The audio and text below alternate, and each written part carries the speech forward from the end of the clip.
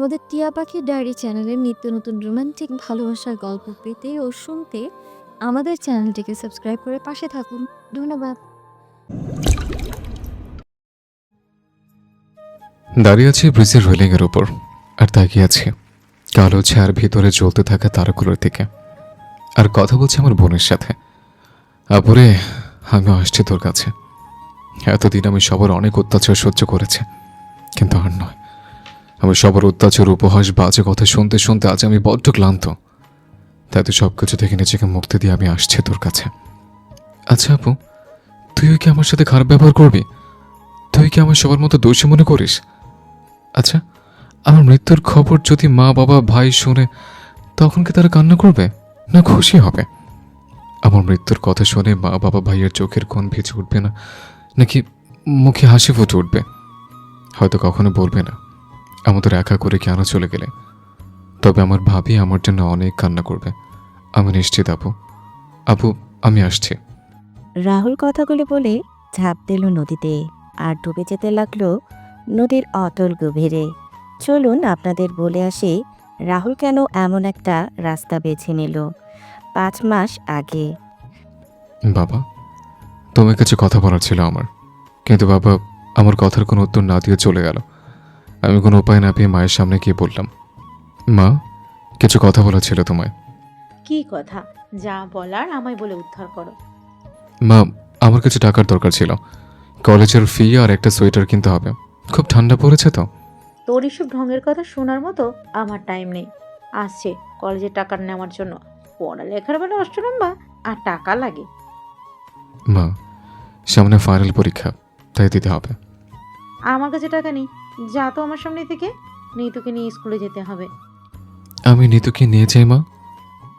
দরকার নেই তোর মতো পোড়ামুখী ছেলের। শর্ত আমার সামনে থেকে। নিতু চলো। ছোট নিতু রাহুলের দিকে তাকিয়ে থেকে মায়ের সাথে হাঁটা দিল। রাহুলের চোখের কোণে জমা হওয়া জল মুছে সামনের দিকে যাচ্ছে। কোনো উপায় না, কোনো উপায় না যে আমি মন খারাপ করে যখন চলে আসছিলাম, তখন সিঁড়িতে ভাইয়ের সাথে দেখা। ভাই আমার দিকে তাকিয়ে একটা বিরক্তিকর ভাব প্রকাশ করে। আমি বুঝতে পেরে একপাশে দাঁড়িয়ে গেলাম আর বললাম, ভাইয়া। ধুর, আজকের দিনটা আমার পুরো খারাপ হয়ে গেল বুঝি। কি হয়েছে? আমার কলেজের ফি দেওয়া লাগতো, আর একটা সোয়েটার কিনতাম, যদি কিছু টাকা দিতে। থাপ্পড় খাওয়ার আগে সর আমার সামনে থেকে। তোকে আমি টাকা দেই আর আমাদের ব্যবসায় লালবাতি জ্বলুক। তোর জন্য আমাদের পরিবারে এত অশান্তি। সকাল সকাল মেজাজটাই খারাপ করে দিল। রাহুল মন খারাপ করে তার রুমের দিকে যাচ্ছিল, তখনই রাহুলের ভাবি রাহুলের হাত টেনে ধরেন। রাহুল পেছনে তার ভাবিকে দাঁড়িয়ে থাকতে দেখে বলে, কিছু বলবে ভাবি? না, কিছু দেব তোকে? কি দেবে? থাপ্পড়? থাপ্পড়ও দিব, সাথে কিছু টাকাও। আচ্ছা দাও, আমি আমার গালে এগিয়ে নিচ্ছি। নাও, মারো। রাহুলের ভাবি রাহুলের গাল টেনে দিয়ে রাহুলের হাতে 3000 টাকা দিয়ে বলেন, তোরে না বলছি আমি ওদের কিছু চাইবি না? তোর যা লাগবে আমাকে বলতে বলেছি, তাহলে ওদের বললি কেন? ভাবি, তুমি তো আমি এতদূর নিয়ে এসছো। নিজের মা বাবা থাকতে আমি তোমায় বলি কি করে বলো? তোমার ভবিষ্যৎ বলে তো কিছু আছে? তোমায় তা নিয়ে ভাবতে হবে না। তুমি লেখাপড়াটা করো, আর কোনো কিছু টেনশন করিও না। আমি হাসপাতালে যাচ্ছি, তুই কলেজে যা, আর ফেরার পথে হাসপাতালে হয়ে আসিস। একসাথে বাসায় আসবো নি। আচ্ছা ভাবি। নিপুণ চলে যায় সেখান থেকে। আর রাহুল তার ভাবির যাবার দিকে কিছুক্ষণ তাকিয়ে থেকে রুমে গিয়ে রেডি হয়ে বের হয়ে যায় কলেজের উদ্দেশ্যে। এবার আপনাদের রাহুলের পরিচয় দিয়ে দেই। আমাদের গল্পের নায়ক হলো রাহুল। রাহুল এবার ইন্টার 2য় বর্ষে বাণিজ্য বিভাগে পড়ছে। রাহুলের বাবা রহিম চৌধুরী একজন বিজনেসম্যান আর মা নীলা চৌধুরী গৃহিণী। রাহুলের বড় ভাই আরিফ তার বাবার সাথে বিজনেসের দেখাশোনা করে আর ভাবি নিপুণ একজন ডাক্তার। রাহুলের ছোট একটা বোন আছে নিতু। নিতু এবার 8ম শ্রেণীতে পড়ে। রাহুলের পরিবারের কেউ রাহুলকে দেখতে পারে না, শুধু ভাবি আর নিতু ছাড়া। রাহুলকে অবহেলা করার একটা কারণ আছে, সেটা গল্পের সাথে থাকলেই জানতে পারবেন। কলেজে প্রবেশ করতেই সবাই আমার দিকে তাকিয়ে আমি বিভিন্ন কথা বলতো। সবই আমি আটখোর অপয়া বলে রাখতো। সবার কথা সহ্য করতে করতে এগুলো এখন আমার গায়ে শুয়ে গেছে। আমি যখন ক্লাসে প্রবেশ করি তখন ক্লাসের বাকি সবাই বলে ওঠে, এই দেখ অপয় আট করে এসছে, ওর দিকে তাকাস না, তাহলে নিজের ক্ষতি হবে। রাহুল কথাগুলো শুনে সবার দিকে একবার তাকিয়ে পেছনে তার জন্য নির্ধারিত একটা বেঞ্চে গিয়ে বসে পড়ে। এই বেঞ্চে রাহুল ছাড়া আর কেউ বসে না। কিছু সময় পর স্যার এসে ক্লাস নেওয়া শুরু করেন। রাহুল ক্লাসগুলো শেষ করে কলেজে প্রয়োজনীয় টাকা জমা দিয়ে নিপুণের হাসপাতালে চলে যায়। রাহুলকে দেখে নিপুণ বলে, এসে গেছিস? হুম। আচ্ছা 15 মিনিট বস এখানে, আমি একটা রাউন্ডে যাচ্ছি, রাউন্ড শেষ করেই বের হব। আচ্ছা। রাহুল বসে রইল আর নিপুণ চলে গেল রাউন্ডে। রাহুলের রুমে বসে থাকতে ভালো লাগছিল না। তখন রাহুল রুম থেকে বের হয়ে হাঁটছিল, তখনই রাহুল শুনতে পায় একজন লোক ডাক্তারের সাথে কথা বলছে কিছু নিয়ে। রাহুল একটু সামনে এগিয়ে গিয়ে শুনতে পায় একজন লোক বলছে সে এত তাড়াতাড়ি বি পজিটিভ রক্ত কোথায় পাবে। ডাক্তারের পায়ে ধরে বলেছে রক্তের ব্যবস্থা করতে, কিন্তু ডাক্তার বারবার বলছে তাদের ব্লাড ব্যাংকে নেই। রাহুল পাশে তাকিয়ে দেখতে পেল একটা ছোট ছেলে দাঁড়িয়ে আছে। তখন রাহুল সামনে গিয়ে, আচ্ছা, আমি রক্ত দিতে রাজি, আর ডাক্তার আমার রক্তের গ্রুপ বি পজিটিভ। রাহুলের কথা শুনে ডাক্তার রাহুলকে নিয়ে গেলেন। যাওয়ার আগে রাহুল ওই লোকের কাঁধে হাত দিয়ে বলে যায় চিন্তা না করার জন্য। 30 মিনিট পর রাহুল রক্ত দিয়ে যখন বের হয়ে আসে তখন রাহুল দেখতে পায় ওই লোকটা আর ছেলেটা একটা লাশকে জড়িয়ে ধরে কান্না করছে। রাহুল পাশের নার্সকে জিজ্ঞেস করে জানতে পারে কিছুক্ষণ আগে হঠাৎ করে ওই মহিলার খিঁচুনি ওঠে আর তারপরে সে এই ত্রিভুবন ত্যাগ করে পরভুবনে পাড়ি দিয়েছে। রাহুল কথাগুলো শুনে সেভাবেই দাঁড়িয়ে পড়ে। রাহুল তাকিয়ে আছে ছোট সেই ছেলেটার দিকে। তখন তার ভাই আর মা বাবার বলা কথাগুলো মনে পড়ে যায়। রাহুল সেখানে থেকে বের হয়ে রাস্তা দিয়ে হাঁটছে আর চোখে জমা হওয়া জলগুলো মুছে সামনের দিকে এগিয়ে চলছে। এদিকে নিপুণ রুমে এসে দেখতে পায় রাহুল রুমে নেই। তখন নার্সকে রাহুলের কথা বলে রাহুল 5 মিনিট আগে বের হয়ে গেছে। নিপুণও বের হয়ে যায়। গাড়ি নিয়ে কিছু দূর আসার পর দেখতে পায় রাহুল একটা গাছের নিচে বসে আছে। নিপুণ গাড়ি থেকে বের হয়ে রাহুলের কাছে গিয়ে বলে, কি রে, তোর কি হয়েছে? এ কি তুই কান্না করছিস কেন? কি হলো বল, হাসপাতালে কেউ কিছু বলেছে? কি রে বলবি তো? জানো ভাবি, মা বাবার ভাইয়া ঠিক বলে, আমি সত্যি অপয়া, মুখ পড়া ছেলে, আমার স্পর্শ ভালো না। কেন, কি হয়েছে? ভাবি আজকে হসপিটালে। তুই কান্না করছিস কেন? এতে তোর কি দোষ বল? ওনার আয়ু হয়তো ফুরিয়ে এসেছে, তাই উনি মারা গেছেন। না ভাবি, উনি ভালো ছিলেন সম্পূর্ণ, কিন্তু আমি রক্ত দিয়ে বের হয়ে দেখতে পাই এই বাচ্চা ছেলেটার জন্য আমার কষ্ট হচ্ছে। আমার জন্য ছেলেটা তার মাকে হারিয়েছে, আমি একটা ছেলে থেকে তার মাকে কেড়ে নিয়েছে। রাহুল, এগুলো ভুল ধারণা তোর। চল, আর কান্না করতে হবে না। একটা কথা মনে রাখবি, সৃষ্টিকর্তা যাকে এই পৃথিবীতে যত দিনের আয়ু দিয়ে পাঠিয়েছেন সে তত দিনই এই পৃথিবীতে বেঁচে থাকবে। আর তারপর এই পৃথিবীর মায়া ত্যাগ করে পরপারে যেতে হবে। চল আমার সাথে। কোথায় যাবে? গেলেই দেখতে পাবি। রাহুলকে নিয়ে নিপুণ একটা কাপড়ের শোরুমে নিয়ে গেল। তারপর রাহুলের জন্য কিছু শীতের কাপড় কিনে নিয়ে বাসার দিকে পথ চলা শুরু করলো। রাহুল নিপুণকে এসব করার জন্য মানা করেছিল, কারণ বাসায় যখন সবাই জানতে পারবে নিপুণ এসব রাহুলকে কিনে দিয়েছে তখন সবাই নিপুণকে কথা শোনাবে। নিপুণ রাহুলের কোনো কথা শোনেনি। কিছু সময় পর রাহুল আর নিপুণ বাসায় চলে আসে। রাহুল আর নিপুণ বাসায় ঢুকে দেখতে পায় রাহুলের মা আর নিতু। রাহুল বসে আছেন ড্রয়িং রুমে। রাহুলের হাতে ব্যাগ দেখে নিতু দৌড়ে আসে আর ব্যাগগুলো নিয়ে দেখতে লাগলো। নিতু সবকিছু দেখে বলে, রাহুল চলে যায় তার রুমে আর নিপুণ চলে যায় তার রুমে। কিছু সময় পর রাহুলের বাবার ফোন বেজে ওঠে। রাহুলের বাবা ফোন রিসিভ করে দাঁড়িয়ে যান আর বলেন, ভাইয়া আমার জন্য কিছু নিয়ে আসোনি? এনেছে, এনে চকলেটগুলো। আমার লক্ষ্মী ভাইয়া। তুই টাকা পেলি কোথায়? বুঝো না কোথায় পাবে? নিশ্চয়ই নিপুণের থেকে নিয়েছে। মা বাবা, রাহুল আমার কাছ থেকে টাকা চেয়ে নেয়নি, আমি রাহুলকে দিয়েছি। সে তো নিতে চায়নি, কিন্তু আমি জোর করে দিয়েছি। আর রাহুল, এখানে দাঁড়িয়ে আছিস কেন? রুমে যা তোর, আমি খাবার নিয়ে আসছি। মায়ের চেয়ে মাসির দরদ বেশি।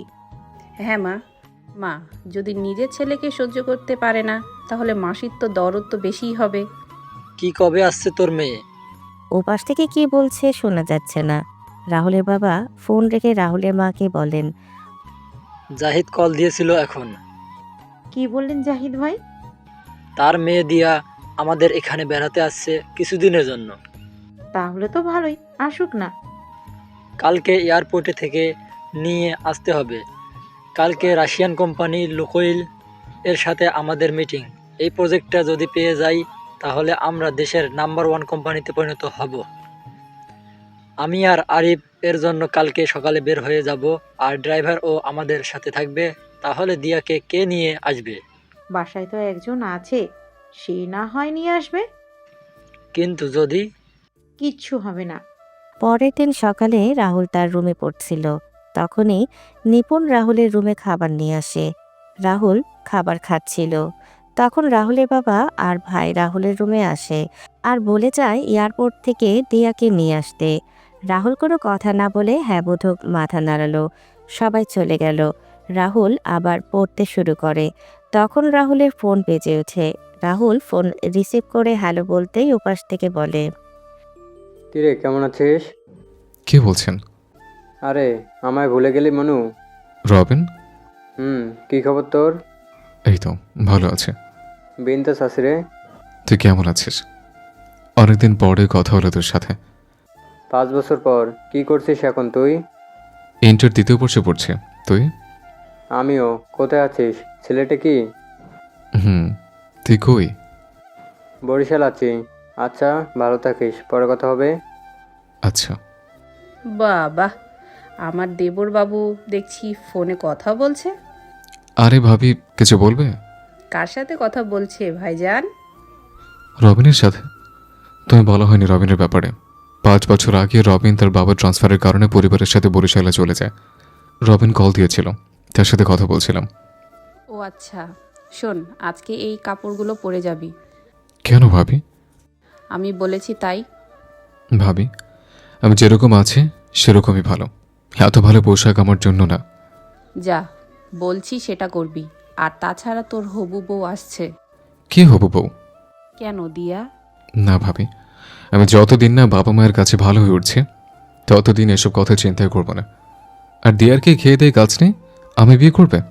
কেন, আমার ভাই কি কোনো দিক দিয়ে কম কি দেখতে?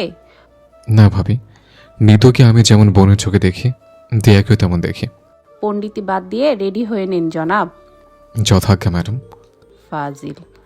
ভাবি হলে তো এরকমই হওয়া চাই। এখন শুধু আমি আমার ভাইয়া বাবা মায়ের কাছে ভালো হয়ে গেলে আমার জীবন পরিপূর্ণ।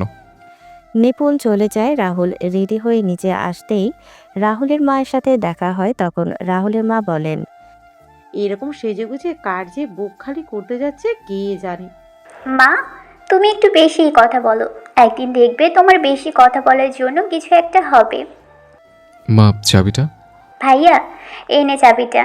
রাহুল চাবি নিয়ে সেখান থেকে এয়ারপোর্টে চলে যায় আর গাড়ির সাথে হেলান দিয়ে অপেক্ষা করতে লাগে। কিছুক্ষণ পর একটা মেয়ে এসে রাহুলকে জড়িয়ে ধরে। রাহুল তো মেয়েটার জড়িয়ে ধরা দেখেই বেশ অবাক হলো। রাহুল কোনো কথা বলছে না, পুতুলের মতো তাকিয়ে আছে।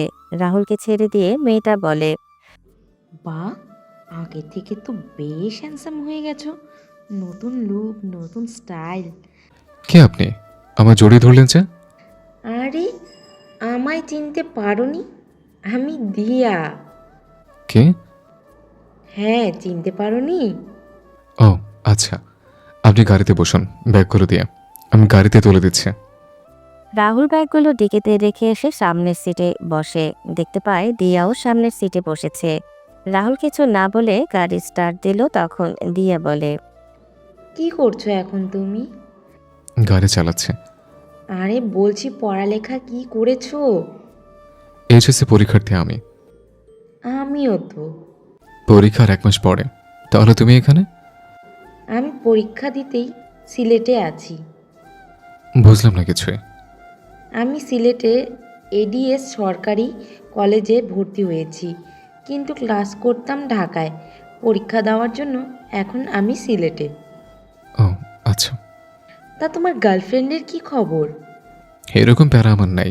আর তাছাড়া বাদ দিন। আচ্ছা, তুমি সেই কবে থেকে আমায় আপনি আপনি করে বলছো কেন? আমরা তো সমবয়সী। মেয়েদের সাথে আপনি করে কথা বলতে আমি পছন্দ করি। বাহ বাহ, তা তোমার বউকে আপনি করে বলবে নাকি? বললেও বলতে পারে। কিন্তু আমি মানাবো না তো। মানে কি বলছেন আপনি? বলছি তুমি আমায় আপনি করে বলতে পারবে না? নামুন গাড়ি থেকে। গাড়ি থেকে নামবো মানে? বাসে চলে এসছে, তাই বলছি নামতে। ও আচ্ছা। দিয়া গাড়ি থেকে নেমে বাসার ভিতরে চলে যায়। রাহুল গাড়ি থেকে বাসার কাজের লোককে ব্যাগগুলো নিয়ে যেতে বলে গাড়ি পার্ক করে। ভেতরে গিয়ে তার মায়ের সামনে চাবি রেখে চলে যায় তার রুমে। দুপুরবেলা সবাই যখন খাবার খাচ্ছিল তখন রাহুল তার খাবার নিয়ে চলে যাচ্ছিল, তখন দিয়া বলে, রাহুল, কি ব্যাপার, তুমি এখানে আমাদের সাথে বসে খাবার খাচ্ছ না কেন? আমি টিভির সামনে বসে খাবার খাই। ভাইয়া, আমিও তোমার সাথে বসে খাবো। আচ্ছা, আয়। কোনো দরকার নেই। এমনি আমার সব কিছু হারিয়েছি তোর জন্য। এখন আমার মেয়েকে হারাতে পারবো না। মা, খাবার ঠান্ডা হয়ে যাচ্ছে, খেয়ে নিন। রাহুল, যা ভাই, তুই টিভি দেখে খাবার খেয়ে নে। নিতু, তোরে যদি ওর সাথে আবার কথা বলতে দেখি তাহলে কিন্তু খুব খারাপ হয়ে যাবে। আমার ভয় হয় তোকেও না কবে হারিয়ে ফেলি। আন্টি, এমন করে বলছো কেন? নিতু তো রাহুলের বোন। তো রাহুলের সাথে কথা বলবে না তো কার সাথে কথা বলবে? দিয়া, খাবার খেয়ে নাও, পরে না হয় কথা বলা যাবে। রাহুল, তোর কিছু লাগবে? না ভাবি। রাহুল খাওয়া দাওয়া শেষ করে তার রুমে গিয়ে ঘুমিয়ে যায়। বিকেলে রাহুলের ফোনের শব্দে ঘুম ভেঙে যায়। রাহুল ফোন হাতে নিয়ে দেখতে পায় unknown number. Rahul call receive করতেই ওপাশ থেকে বলে ওঠে, কি জানাবের ঘুম হয়েছে কি? কি বলছেন আপনি? তোমার বউ বলছি। কি বললেন আপনি? বউ বলছি, বউ। ফোন রাখলাম আমি, যত সব ফালতু। ফোন রাখলে এখন তোমার রুমে চলে আসবো কিন্তু। আজব তো, কে আপনি? ওই কুত্তা, আমি দিয়া বলছি, ছাদে আয়, কথা আছে। আপনি? হ্যাঁ, ছাদে আয়। পারবো না, রাখুন তো আপনি ফোন। ওই কুত্তা, আমি নিচে আসলে কিন্তু তোর খবর আছে বলে দিলাম। দিয়া কথাগুলো বলে ফোন কেটে দেয়। রাহুল ও বিছানায় পড়েছিল, তখন রাহুল মনে মনে বলে, কি মেয়ে রে বাবা, এ তো দেখছি মারাত্মক ডেঞ্জারাস মেয়ে। কি করবে এখন? না, একবার যে দেখে আসে কি জন্য ডেকেছে। রাহুল রুম থেকে বের হয়ে ছাদে গিয়ে দেখতে পায় দিয়া ছাদে পায়চারি করছে। দিয়া রাহুলকে দেখতে পেয়ে বলে, যাক, বাধ্য ছেলের মতো চলে এসেছিস দেখছি। বলুন, কি বলবেন? আমি এখানে আপনার সাথে কথা বলতে দেখলে মা বাবা আমায় বকাঝকা করবে। তার আসার আগে বলুন কি জন্য ডাকছেন। প্রেম করার জন্য ডেকেছি জানাব। এই কি বললেন আপনি? কিছু বলি নাই তো। হ্যাঁ বলুন। বাইরে যাব, চল ঘুরে আসি। না, আমি যাব না। চিন্তা নেই, আমি আন্টির থেকে পারমিশন নিয়ে নিয়েছি। না, আমি যাব না। মা বলেছে যাওয়ার জন্য। হ্যাঁ, আন্টি বলেছে, সাথে ভাবিও বলেছে। চলুন। কলেজে গিয়ে ক্লাস করা, বাসায় এসে মা বাবা ভাইয়ের মুখে কটু কথা শোনা, ভাবের স্নেহ ভালোবাসা আর দিয়ার সাথে পড়াশোনা করা, সবকিছু মিলিয়ে রাহুলের দিনগুলো ভালো চলছিল। এভাবে কিছুদিন চলে যায়। রাহুল আর দিয়ার পরীক্ষার দিন চলে আসে। রাহুল তার বাবা মায়ের কাছে গিয়ে পা স্পর্শ করতে গেলে তার মা বাবা সরে যায় সেখান থেকে। রাহুল তার ভাইয়ের দিকে এগিয়ে যেতে গেলে তার ভাইয়া চলে যায়। রাহুল উপরের দিকে তাকিয়ে একটা হাসি হেসে ভাবির কাছে গিয়ে ভাবির পা স্পর্শ করতে গেলে ভাবি রাহুলকে থামিয়ে দিয়ে বলেন, আমি আশীর্বাদ করি ভাই, তোর পরীক্ষা যেন ভালো হয় এবং তুই যে মানুষের মতো মানুষ হতে পারিস। পোড়ামুখো ছেলে আবার মানুষ হবে? বৌমা, এইসব কথা অপয়া ছেলেদের জন্য না, এইগুলো যোগ্য মানুষকে বলতে হয়। মা, নিপুণ যখন কিছু বলতে যাবে তখন দিয়া নিচে এসে রাহুলের মা আর বাবার পা স্পর্শ করে বলে, আঙ্কেল আন্টি, আমায় তোমরা আশীর্বাদ করো, আমি যেন ভালো করে পরীক্ষা দিতে পারি। চিন্তা করিস না মা, তোর পরীক্ষা ভালো হবে।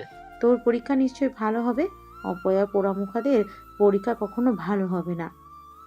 রাহুল তার মা আর বাবার কথা শুনে চোখের কোণে জল এসে জমা হয়।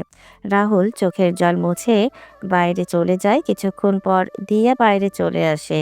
তারপর রাহুল একটা সিএনজি নিয়ে চলে যায় কলেজে। এভাবে শেষ হয়ে যায় এক এক করে সকল পরীক্ষা। রাহুল পরীক্ষার হল থেকে বের হয়ে বসেছিল, তখন দিয়া এসে রাহুলকে বলে, রাহুল আজকে বিকেলে ছাদে আসিস তো, কেন? দরকার আছে, তাই আসতে বলছি তোকে। আচ্ছা, বাসা চলো না এখন। রাহুল আর দিয়া বাসায় চলে আসে। বিকেলবেলা রাহুল ঘুমিয়েছিল, তখনই রাহুলের ফোন বেজে ওঠে।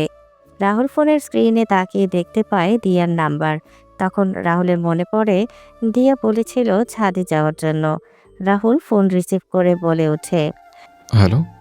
ওই হাঁদারাম গরু কুত্তা শুয়োর কি বলেছিলাম মনে নেই তোর? এই তো আমি আসছি, 1 মিনিট। রুম থেকে বের হতেই সামনে ভাবিকে দেখতে পেলাম। তখন ভাবি বলে, কুত্তা হারামজাদা, কোথায় যাচ্ছ? ছাদে নাকি? ওয়েট ওয়েট, তুমি জানলে কি করে? আমি একা না, পাশের ছাদে থাকা সবাই শুনছে। বেশি বক বক না করে এখন ওপরে যাও, তা না হলে আরও কি কি বলবো। যাচ্ছি। By the way, best of luck. কিন্তু কেন ভাবি?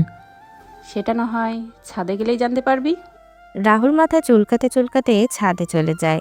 রাহুল ছাদে গিয়ে দেখতে পায় দিয়া রাগে চোখে ছাদের দরজার দিকে তাকিয়ে আছে। রাহুল দিয়ার এমন রাগে চেহারার দিকে তাকিয়ে ভয়ে ভয়ে দিয়ার সামনে যায়। দিয়া রাহুলকে দেখতে পেয়ে বলে ওঠে, চোখ বন্ধ কর। কেন? চোখ বন্ধ করতে বলছি না? উফ, এত কথা বলিস কেন? আচ্ছা, করলাম। দিয়া রাহুলের কথা শুনে চোখ বন্ধ করে দাঁড়ায়। তখন দিয়া তার পেছন থেকে ফুল বের করে রাহুলকে চোখ খুলতে বলে। দিয়া বলা শুরু করে, আমি তোমার সঙ্গে তোমার জগতে চিরকালের জন্য থেকে যেতে চাই। আমার দুনিয়ায় শুধুমাত্র তোমারই অস্তিত্ব রয়েছে। তোমার মুখের হাসি ফোটানোর জন্য সমস্ত কিছু করতে রাজি আছি আমি। এই খোলা আকাশ, এই দিনের আলোয় আলোকিত সকলের সামনে বলতে আমার লজ্জা করছে না যে আমি তোমায় ভালোবাসার জন্য উন্মাদ। I love you Rahul. দিয়া চোখ বন্ধ করে এক নিঃশ্বাসে কথাগুলো বলে রাহুলের কোনো রেসপন্স না পেয়ে অল্প কিছুক্ষণ সময় ধীরে ধীরে চোখ খুলে সামনের দিকে তাকায়। তখন দিয়া দেখতে পায় রাহুল সেখান থেকে সরে গিয়ে ছাদের একপাশে দাঁড়িয়ে আছে। দিয়া সেখান থেকে উঠে রাহুলের পাশে গিয়ে বলে, কি হলো, তুমি ওখান থেকে এখানে চলে এলে যে? কোনো উত্তরও দিল না যে? দেখুন, আপনি ভুল করছেন। আপনি মনে মনে যা চিন্তা করেছেন সেটা কোনোদিনও সম্ভব না। মানে? রাহুল কি বলছো কি তুমি? হ্যাঁ, আমি ঠিকই বলছি। আপনার মাথায় যা ঘুরছে সেটা মাথা থেকে ছেড়ে ফেলে দিন, এতেই ভালো হবে। রাহুল, আমি তোমায় সত্যিই ভালোবাসি, তুমি কেন বুঝতে পারছো না? আমি বুঝতেও চাই না কখনো। দেখুন, আমি আমার পরিবারের কাছে একজন খারাপ ছেলে, একজন খুনি, একজন অপয়া। আমি আমার মা বাবার কাছে খারাপ হয়ে গেছে, এখন নিজেকে তাদের কাছে যোগ্য হওয়ার চেষ্টা করছে। আমি আমার মা বাবা কষ্ট পাবে এমন কোনো কাজ করব না। রাহুল, তুমি নিজেই তো বলেছো তোমার মা বাবা তোমায় দেখতে পারে না, তাহলে তুমি কেন তাদের নিয়ে ভাবছো? আমি ভাবছি কারণ তারা আমার মা বাবা। এমন মা বাবা থাকার চেয়ে না থাকাই ভালো। যে মা বাবা নিজের ছেলেকে দেখতে পারে না, নিজের ছেলের সাথে অমানুষের মতো আচরণ করে। তোমার তো সাহস কম না? তুমি আমার মা বাবাকে নিয়ে কথা বলছো? তুমি জানো আমি এখানে দাঁড়িয়ে আছি কেন? আর আমার মা আমাকে 10 মাস 10 দিন তার গর্ভে রেখে বড় করেছে। আর আমি এই পৃথিবীতে এসেছি আলো বাতাস পেয়েছি সেই মায়ের জন্য, যে মা আমায় 10 মাস 10 দিন গর্ভে ধারণ করেছিল। আর তুমি তো মৃত্যু কামনা করেছ। আরে, তুমি আমার বাবার মৃত্যু কামনা করছো? আমি এত বড় হয়েছি যে বাবা আমায় হাত ধরে হাঁটতে শিখেছিল, আর তুমি তাদের মৃত্যু কামনা করছো। এখন হয়তো তারা কোনো ভুলে জর্জরিত, তাই আমার সাথে খারাপ ব্যবহার করছে। যে সময় বাবা মায়ের ভুল ভেঙে যাবে তখন ঠিকই আমার বুকে টেনে নেবে, এটা আমার বিশ্বাস। আমি জানি সৃষ্টিকর্তা কাউকে নিরাশ করেন না, আমাকেও করবেন না। তুমি আমার বাবার বন্ধুর মেয়ে, তুমি আমাদের অতিথি, অতিথির মতো থাকো, কোনো কথা বলবে না। আমি তুমি আমার বোনের চোখে দেখি, আর তুমি যদি আমার বোন হয়ে থাকতে চাও তাহলে থাকো, নাহলে যেতে পারো। আমার কথায় কোনো কষ্ট পেলে আমি ক্ষমা করে দেবে। রাহুল কথাগুলো বলে সেখান থেকে চলে যায়। আর রাহুলের মা ছাদের একপাশে দাঁড়িয়ে ছেলের বলা কথাগুলো শুনছিল। রাহুলের মা সব শুনে বুঝতে পারেন তার রাহুলের সাথে এত বাজে ব্যবহার করার পরও রাহুলের কোনো অভিযোগ নেই তাদের প্রতি। রাহুলের মা চোখের জল মুছে নিচে নেমে আসেন। দিয়া গালে হাত দিয়ে দাঁড়িয়েছিল। পরের দিন রাহুল তার রুমে বসেছিল, তখন নিপুণ আসে রাহুলের রুমে। নিপুণ বলে, রাহুল, কি করছিস তুই? এই তো ভাবি, বসে আছে। কিছু বলবে? হ্যাঁ, আমি কয়েকদিনের জন্য বাসায় যাব, তুইও চল। না ভাবি, আমি বাসায় আছি। বাবার শরীর ভালো না। ভাইও তো অফিসে থাকে। মা পারবে না একা সব কিছু। কিন্তু ভাবি, তুমি চিন্তা করো না তো। তুমি যাও, বাড়ি থেকে ঘুরে আসো। তোমার এই সময় আঙ্কেল আর আন্টিদের সাথে থাকাই ভালো। আচ্ছা ভাই, সাবধানে থাকবি। কেউ কিছু বললে চুপচাপ থাকবি না, সাথে সাথে উত্তর দিবি। ওকে ডাক্তার আফা, ফাজিল। Bye bye.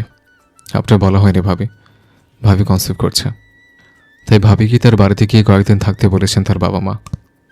রাতের বেলা রাহুল যখন তার রুমে বসেছিল, তখন রাহুলের রুমে খাবার নিয়ে কেউ প্রবেশ করে। তখন রাহুল তার রুমে বসে পরীক্ষার প্রশ্নগুলো দেখছিল। রাহুল তার রুমে কারো উপস্থিত বুঝতে পেরে পেছন ফিরে তাকায়।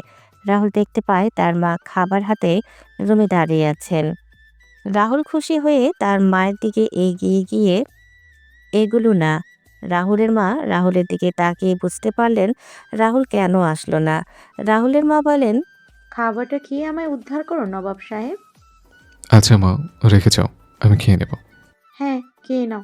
রাহুলের মা চলে গেলে রাহুল খাবার খেয়ে ঘুমিয়ে পড়ে।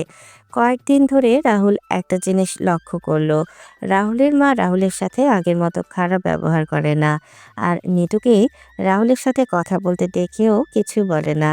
রাহুলও মনে মনে অনেক খুশি ছিল যে তার মা তার সাথে ভালো ব্যবহার করছে। দিয়া রাহুলকে আর ওই দিনের পর ভালোবাসার কথা বলেনি। দিয়া রাহুলের সাথে ভাই বোনের মতো ব্যবহার করে। একদিন রাহুলের মা বাবা আর ভাই নিপুণকে নিয়ে আসার জন্য নিপুণের বাসায় চলে যায়। রাহুল, দিয়া আর নিতু কথা বলতে বলতে সিঁড়ি বেয়ে নিচে নামছিল। হঠাৎ করে নিতু পা পিছলে পড়ে যায়, সাথে সাথে নিতুর মাথা পেটে রক্ত বের হয় আর অজ্ঞান হয়ে যায়। রাহুল আর দিয়া নিতুকে তুলে নিয়ে নিতুর রুমে নিয়ে যায়। রাহুল নিতুর মাথায় রক্ত মুছে দিচ্ছে আর বলছে, বোন, এই বোন, চোখ খোলো না। এই বোন, কথা বলো। দিয়ে তোর জ্ঞান ফিরছে না কেন?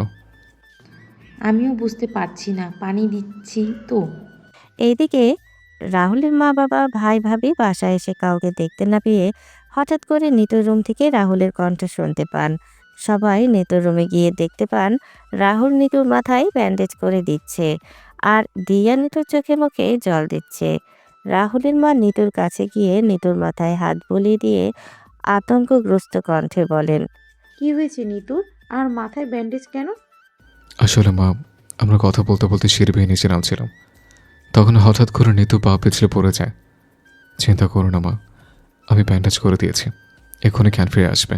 কি গো, ডাক্তারকে কল দিয়েছিলে? হ্যাঁ ডাক্তার বলছে আসছে। নিতু, নিতু, মা কথা বল।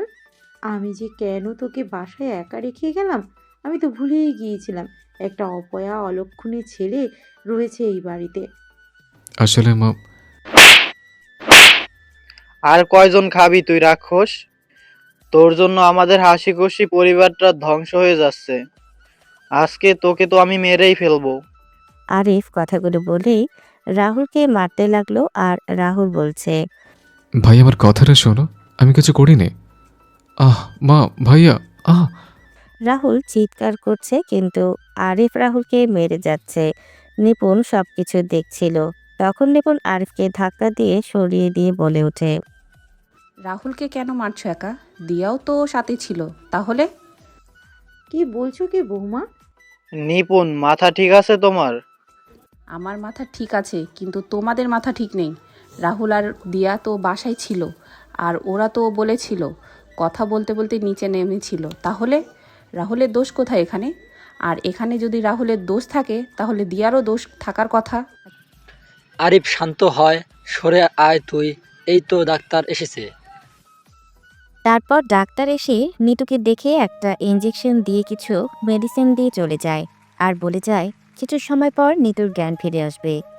ডাক্তার চলে যায় আর নিপুণ রাহুলকে নিয়ে সেখান থেকে চলে যায়। আচ্ছা কি হয়েছিল বলো তো আমায় রাহুল? আমরা কথা বলতে বলতে আসছিলাম, আমি পিছনে আর দিয়া নিতুর সামনে। হঠাৎ করে দিয়া চিৎকার দিল, আর আমি সামনে তাকিয়ে দেখতে পেলাম নিতু সিঁড়ি থেকে পড়ে গেছে। বুঝতে পারছি। আচ্ছা রুমে গিয়ে রেস্ট নিয়ে আর একটা ব্যথার মেডিসিন খেয়ে নিস। আচ্ছা ভাবি। রাতের বেলা নিতুর জ্ঞান ফিরে।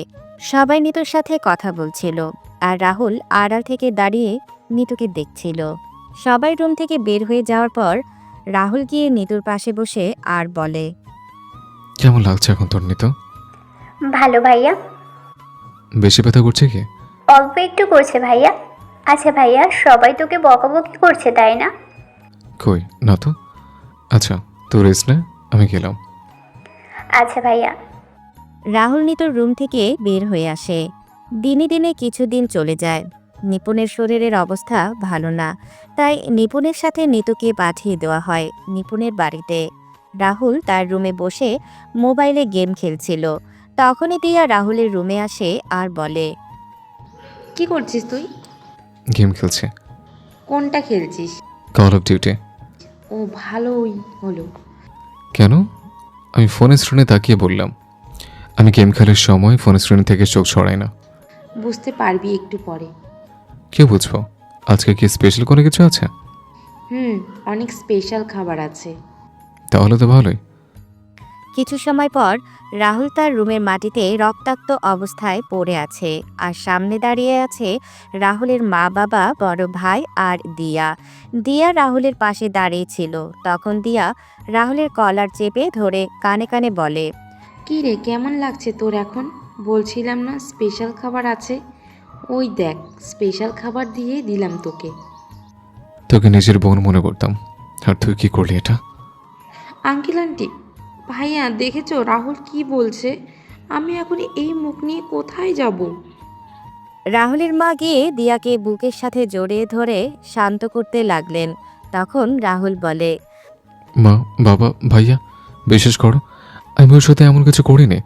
আমি তো দিয়াকে নিজে বোন বলে মনে করি, তাহলে আমি এমনটা করতে যাবো কেন? তোর মতো কুলাঙ্গা ছেলে জন্ম দেওয়া আমার সবচেয়ে বড় ভুল ছিল, যার মাসুল আমি তোর জন্মের পর থেকে পেয়ে আসছি আর পেয়েও যাব। মা, আর কোনো কথা বলবি না। তুই এখনই আমার বাসা থেকে বের হয়ে যা। তোর মতো ছেলের আমাদের কোনো দরকার নেই। আজকে থেকে আমি তোকে ত্যায্যপুত্র করলাম। আজকের পর থেকে আমার একমাত্র ছেলে হলো আরিফ। আরিফ ছাড়া কোনো ছেলে আমার নেই। বাবা, আমার একটা কথা তোমরা শোনো, তারপর না হয় আমি যা বলার বলো। শুনতে পাসনি বাবা কি বলছে? এখনই বাসা থেকে বের হয়ে যা। মাটি থেকে কোনো রকমে উঠে আমি পায়ের কাছে গিয়ে মায়ের পা জড়িয়ে ধরলাম। মা, তুই বিশ্বাস করো আমি এমন একটা কাজ করব? আমি এতদিন তোমাদের সাথেই ছিলাম, তোমাদের আদর্শে বড় হয়েছে। না, বিশ্বাস করো আমি এমন কাজ করি না। আরিফ, এই ধর্ষণকারীকে আমার পা থেকে নিয়ে যা।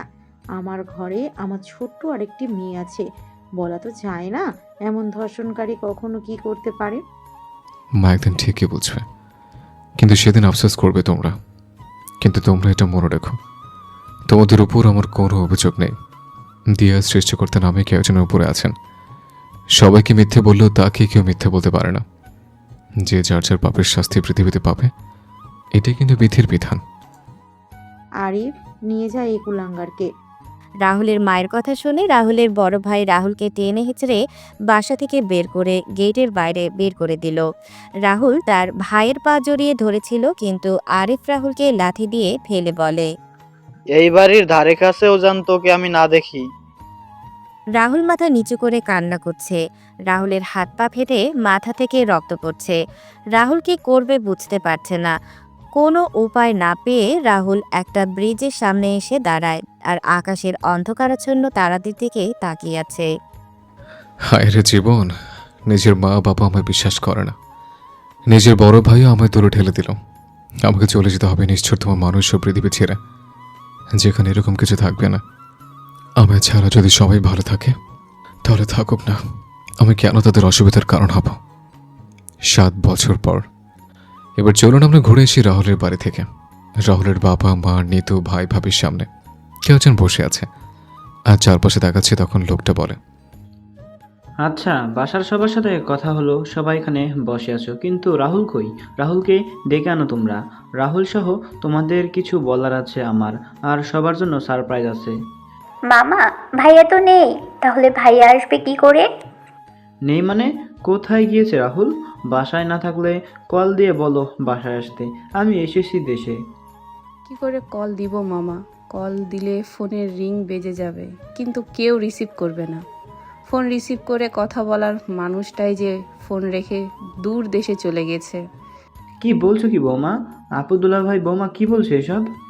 সবাই নিশ্চুপ হয়ে আছে, কোনো কথা বলছে না। তখন কামাল খান বলেন, কি হলো, কিছু বলছো না যে? সবাই চুপ কেন? মামা, আসলে রাহুল আর আমাদের মাঝে বেঁচে নেই। রাহুল মারা গেছে আজকে 7 বছর হলো। মারা গেছে মানে? আমায় তো কিছু বলনি তোমরা। নিপুণ, কি হয়েছিল রাহুলের? আসলে মামা, আমি তখন আমার বাবার বাসায় ছিলাম, তারপর ফোন পেয়ে এখানে আসি। আর এখানে এসে জানতে পারি হঠাৎ একদিন পুলিশ একটি অর্ধগলিত লাশ নিয়ে বাড়িতে আসে আর বলে লাশের পাশের সাথে মানিব্যাগ থেকে একটা আইডি কার্ড পেয়েছে যার নাম রাহুল। একদিক দিয়ে ভালোই হয়েছে রাহুল মারা গেছে, না হলে আরও কষ্ট পেয়ে মরতে হতো। কষ্ট পেয়ে মরতে হতো মানে? ছেলেটা আর জীবনে যে অবহেলা পেয়েছে, বেঁচে থাকলে হয়তো আরও অবহেলা কষ্ট পেতে হতো। মামা, বড় আপুর মৃত্যুর জন্য সবাই রাহুলকে অপমান করত। আমার শাশুড়ি তো তার ছেলেকে অপয়া, মুখ পোড়া, আরও কত কিছু বলে অপমান করত। আর আমার স্বামী তো উঠতে বসতে রাহুলকে মারধর করত। আমি এদের না দেখলে বিশ্বাস করতে পারতাম না একজন বাবা, মা, ভাই কতটা অমানুষ হতে পারে। নিপার মৃত্যু হয়েছে মানে? আপু, দুলাভাই, তোমরা নিপার লাশ পেয়েছো কি কখনো? মেয়ের লাশ পাব কি করে বল? মেয়ের লাশটা যে নদীর স্রোতের সাথে ভেসে গেছে। ওই দিন যদি ওই পোড়ামুখো ছেলেটার সাথে না যেত, তাহলে হয়তো আমার বড় মেয়েটাকে হারাতে হতো না। আচ্ছা, নিপা, নিপা, ভেতরে আয় তোরা। কামাল খানের মুখে নিপা নাম শুনে সবাই বেশ অবাক হয়ে যায়। সবাই কামাল খানের দিকে এবং সদর দরজার দিকে তাকাচ্ছে। কিছু সময় পর সবাই দেখতে পায় নিপা চোখের জল মুছতে মুছতে তার মামিও কয়েকজন ভেতরে প্রবেশ করে। নিপা চোখের জল মুছে তার মামার সামনে এসে দাঁড়ায়। তখন রাহুলের মা বলেন, ভাই, এ তো আমাদের নিপা। হ্যাঁ, আমাদের নিপা। আরে, তুই বেঁচে আছিস? কথাটা বলে রাহুলের মা বাবা তখন নিপার সামনে এসে নিপাকে জড়িয়ে ধরবে। তখন নিপা তাদের হাতের ইশারায় থামিয়ে দিয়ে বলে, কে আপনি? আমি আপনাদের চিনি না। মামা, চলো এখান থেকে। মা, তুই কি বলছিস এসব? আমরা তোর বাবা মা, আমাদের চিনতে পারছিস না তুই? কোনো খুনিদের সাথে আমার কোনো সম্পর্ক নেই। আমি এসেছিলাম আমার ভাইয়ের সাথে দেখা করার জন্য, কিন্তু আমার ভাই যখন এখানে নেই, তখন এখানে থেকে আমার কোনো লাভ নেই। আপু, কি বলিস এসব? এটা তো তোর বাড়ি, বাড়ি ছেড়ে কোথায় যাবি তুই? তোমাদের মতো খুনিদের সাথে আমার কোনো সম্পর্ক নেই। এই বাড়ি আমার না। যেই বাড়িতে তোমাদের মতো খুনিরা বাস করে, সেই বাড়ি কখনো আমার হতে পারে না। নিপা, শান্ত হ তুই মা। মামা, এরা 3 জন মিলে আমার ভাইটাকে মেরে ফেলেছে। আমি কি করে শান্ত হব তুমি বলতে পারো মামা? যে ভাইয়ের কারণে আমি এখনো এই পৃথিবীতে বেঁচে আছি, আজ সেই ভাই এই পৃথিবীতে বেঁচে নেই। আমি সবাইকে বলেছিলাম রাহুলের কথাগুলো শোনার জন্য, কিন্তু রাহুলের কথাগুলো শুনেনি। উল্টো রাহুলকে অপমান করতো এরা। ছেলেটাকে বিনা দোষে ছোটবেলা থেকে অবহেলা, অপমান করে এসেছে সবাই। একটা বাইরের মেয়ের কথা শুনে রাহুলকে আঘাত করে রক্তাক্ত অবস্থায় বাসা থেকে বের করে দিয়েছে এরা। তুমি কে? আপু, আমি আপনার ছোট ভাই আরিফের স্ত্রী। সত্যি, একজন মা যে এত পাষাণ হতে পারে সেটা আমি তোমায় না দেখলে বুঝতেই পারতাম না। যেই ছেলেটাকে 10 মাস 10 দিন নিজের শরীরে বহন করলে, সেই ছেলের সাথে অমানুষের মতো ব্যবহার করলে তুমি। ছি মা, ছি। রাহুলের মা বাবা মাথা নিচু করে বসে আছেন, কোনো কথা বলছেন না। নিপা আবার বলে ওঠে, মামা, তুমি এখানে থাকবে এখনো? আমি গেলাম, তুমি আসো। মা, তুই আমাদের ছেড়ে যাস না। তোকে এতদিন পর ফিরে পেয়েছি, তোকে আর হারাতে দিব না। আমাকে এখানে রাখতে হলে আমার ভাইকে ফিরে আনতে হবে আপনার। পারবেন আনতে আপনি? জানি পারবেন না, তাই আমাকে আটকে রাখার কোনো বৃথা চেষ্টা করবেন না আপনি। আসছি আমি। নিপা বের হয়ে চলে যায় বাসা থেকে। রাহুলের মা বসে পড়েন মাটিতে আর কান্না করতে থাকেন। কিছু সময় পর কামাল খান সবাইকে নিয়ে বাসায় ফিরে আসেন। রাতের বেলা নিপা ব্যালকনিতে রাহুলের ছোটবেলার ছবির দিকে তাকিয়ে আছে আর বলছে, আমাকে একা করে চলে গেলি ভাই।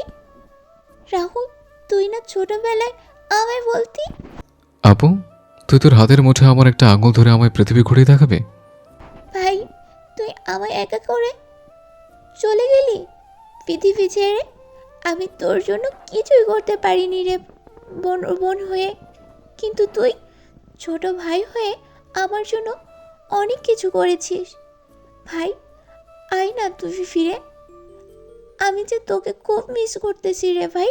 এদিকে রিমি তার বান্ধবী জয়কে বলছে, কি ব্যাপার, কয়েকদিন যাবৎ ওই ছেলেটাকে কলেজে দেখতে পাচ্ছি না কেন? কার কথা বলছিস? আরে ওই যে একটা ছেলে খাবার ডেলিভারি দিয়ে যায় আমাদের বাসায় এসে। হঠাৎ করে ছেলেটার খোঁজ করছিস কেন? প্রয়োজন তো আছেই। এদিকে রবিন ঘুম থেকে উঠে বলছে, রাজ, এই রাজ, আর কত ঘুমাবি? উঠে বার। হ্যাঁ, বল। উঠ তাড়াতাড়ি, 9:30 বাজে। আজকে স্যার বলেছিল 10টার আগে অফিসে গিয়ে তার সাথে কাজে যাওয়ার আগে দেখা করার জন্য। হ্যাঁ, উঠছে। ওই শালা বুইডারে যদি পাইতাম তাহলে। হয়েছে, আর কথা কইতে হইব না মনু। আচ্ছা মনু, আমি এখন যাইতেছি।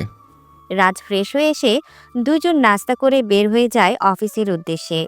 রাজ তার রবিন অফিসে এসে স্যারের সাথে দেখা করে রাজ ফ্রেশ হয়ে এসে দুইজনে নাস্তা করে বের হয়ে যায় অফিসের উদ্দেশ্যে।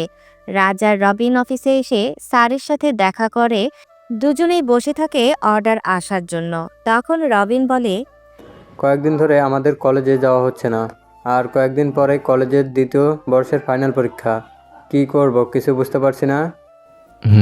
চিন্তা করিস না, কালকে যাব। যত তাড়াতাড়ি সম্ভব নোট সংগ্রহ করে পড়া শুরু করে দিতে হবে রে। হ্যাঁ রে বন্টু। ঢং করবি না শালা। আচ্ছা, আমার ভুল হয়েছে। আচ্ছা, তোকে দেখছি ওই সবুজবাগের রাস্তার ধারে 3তলা বাসায় ডেলিভারি দিতে দেখা যায়। কাহিনী কি বলতো? বন্ধু, কি আর কমু? বল, কি হয়েছে? ভাইয়ের বলিস না, এক বদমাশ চেঁচে মেয়ের খাবার অর্ডার করে আর অফিসে ফোন দিয়ে বলে আমাকে খাবার ডেলিভারি করার জন্য। কেন? ভাই সে অনেক কথা রে।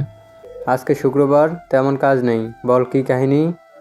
মনে পড়ে তোর, 1 মাস আগে আমরা একটা রাস্তা দিয়ে আসছিলাম, তখন কয়েকটা মেয়ে বসেছিল আর আমাদের নিয়ে হাসাহাসি করে কথা বলছিল। তখন তুই আমি রেগে মেয়েদেরকে বিভিন্ন কথা বলি, তখন একটা মেয়ের সাথে ঝগড়া করি।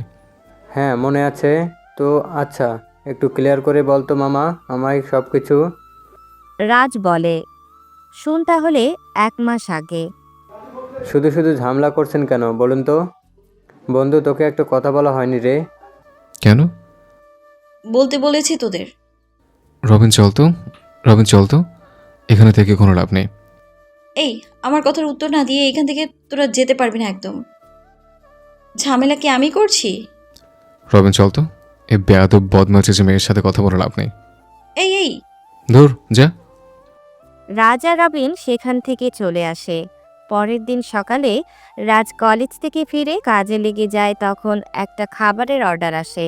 রাজ খাবারের অর্ডারটা নিয়ে চলে যায় ডেলিভারি দিতে।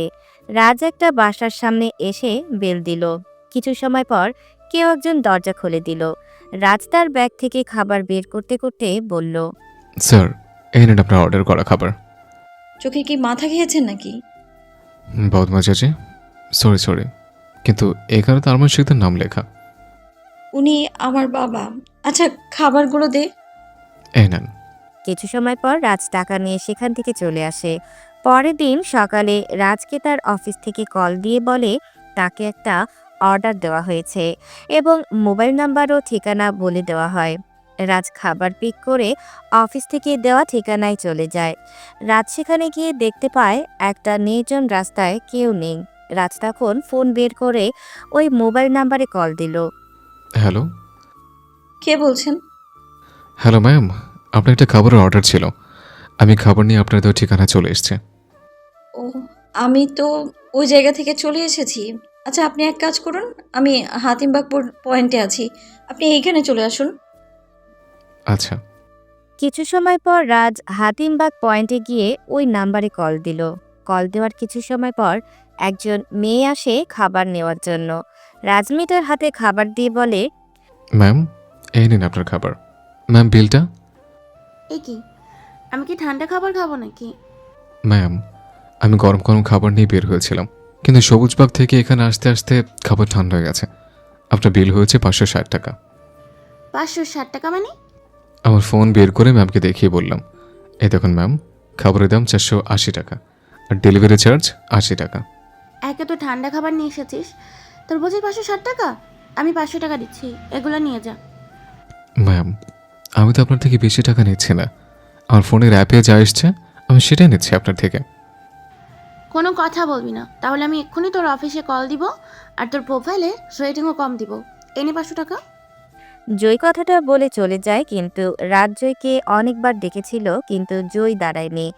জয় গাড়ি করে চলে যায়। রাজ কোনো উপায় না পেয়ে ওই জায়গা থেকে কাজ শেষ করে বাসা চলে যায়।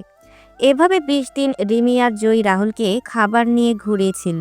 রাহুল একবার চিন্তা করছিল, কিন্তু বাস্তবতার কথা চিন্তা করে আর চাকরি ছাড়তে পারেনি। বর্তমান ওই থেকে চলেছে বন্ধু, আমার ওই বাড়িতে যাওয়া আসা। বন্ধু, তোকে একটা কথা বলা হয়নি রে। কি কথা? ওই মেয়ে কিন্তু আমাদের সাথে পড়ে, আমার কলেজে এবং একই ডিপার্টমেন্টে। কি? হ্যাঁ রে, আমি সেদিন কিছু কাজে কলেজে গিয়েছিলাম, তখন দেখেছি তাহলে আমি শেষ বন্ধু। ওই মেয়ের বাবা হলো আমাদের এখানকার কাউন্সিলর। আর কোনো কি কিছু বাকি আছে? না, আজকের জন্য সংবাদ এতটুকুই। আচ্ছা, পরে কথা হবে। অর্ডার চলে এসছে। বাই। রাত চলে যায় রাজের কাজে, আর রবিন চলে যায় রবিনের কাজে। পরের দিন সকালে রাজ আর রবিন কলেজে চলে যায়। রাজ রবিন তার বন্ধুদের সাথে কথা বলছিল, তখন রিমি সামনে এসে বলে, ওই পান্ডা, আমাদের জন্য খাবার নিয়ে আয়। কেউ কোনো কথা বলল না। তখন রিমি আবার বলে ওঠে, কি রে, কি বললাম শুনতে পাসনি? কালকে বলছেন আপনি? তোর পাশের পান্ডাকে। ওর নাম পান্ডা না, ওর নাম হলো রাজ। তো যাই হোক, কি রে শুনতে পাসনি কি বললাম? ওই তোরা চল রবিন, তুইও চল, ক্লাসের সময় হয়ে গেছে।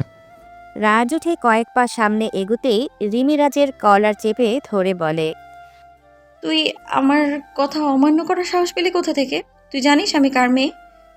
মানুষের কাজেই তার পরিচয়, তাই আমি কারো পরিচয় সম্পর্কে জানতে ইচ্ছুক নই। আসি। আই চল তোরা। বাবা, সেটা কথা ছুরি কি? এক কথা এতদিনের কথার সকল কিছুর উত্তর দিয়ে গেল। দাঁড়া, ক্লাস শেষ করে বের হোক, তারপর বুঝাবো ওকে। রাজ আর রবিন সকল ক্লাস শেষ করে বের হয়ে যখন মাঠ দিয়ে হাঁটছিল, তখন রিমি রাজের সামনে এসে দাঁড়ায়। রাজ রিমিকে কথা পাশ কাটিয়ে চলে যায়। তখন রিমি ইচ্ছে করে রাজের গায়ের সাথে ধাক্কা খায় আর মা গো বলে মাটিতে পড়ে যায়। তখন রাজ কিছুটা রেগে বলে, আচ্ছা, আপনি আমায় অযথা হয়রানি করছেন কেন বলুন তো? ছোট লোকের বাচ্চা, তোর সাহস কম না? তুই আমায় রাগ দেখাচ্ছিস? রাজ থাপ্পড়টা খেয়ে মাথা নিচু করে নিল। তখন রিমি আবার বলে ওঠে, তুই আমার সম্পর্কে না জেনে আমার সাথে বেয়াদবি করছিস? ওই দিন আমাকে বাজে কথা বলেছিস। জানিস আমি চাইলে তোকে এই কলেজ আর শহর ছাড়া করতে পারি। মেয়েটার মুখে কলেজে ওই শহর ছাড়ার কথা শুনে কিছুটা ভয় হলো। তখন বললাম, ম্যাম, ওই দিনের কাজের জন্য আমি আমার ভুল স্বীকার করছি। তবু আমি এই কলেজ ছাড়া করবেন না। আমাকে যে নিজেকে প্রতিষ্ঠিত করতেই হবে। ভবিষ্যতে আমি আর আপনার সাথে কখনো কোনো বেয়াদবি করব না ম্যাম, আপনি আমায় দয়া করুন। যা, ক্ষমা করে দিলাম এবারের মতো তোকে। রাজা রবিন কলেজ থেকে বের হয়ে আসে। রাজা রবিন বাসায় এসে খাওয়া দাওয়া শেষ করে কাজের উদ্দেশ্যে বের হয়। রাজ তার ফোনে আসা অর্ডারগুলো রিসিভ করে খাবার ডেলিভারি দেওয়া শুরু করলো। রাত যখন ঘড়ির কাঁটায় 10টা, তখন রাজের ডিউটি শেষ। রাজ একটা দোকানে ঢুকে হাত ধুয়ে খাবার অর্ডার করে খাবারের অপেক্ষা করতে থাকে। কিছু সময় পর খাবার আসলে রাজ যখন খাওয়া শুরু করবে, তখনই রাজের ফোন বেজে ওঠে। রাজ খাবার মুখে না তুলেই ফোন হাতে নিয়ে দেখতে পায় তার অফিস থেকে কল।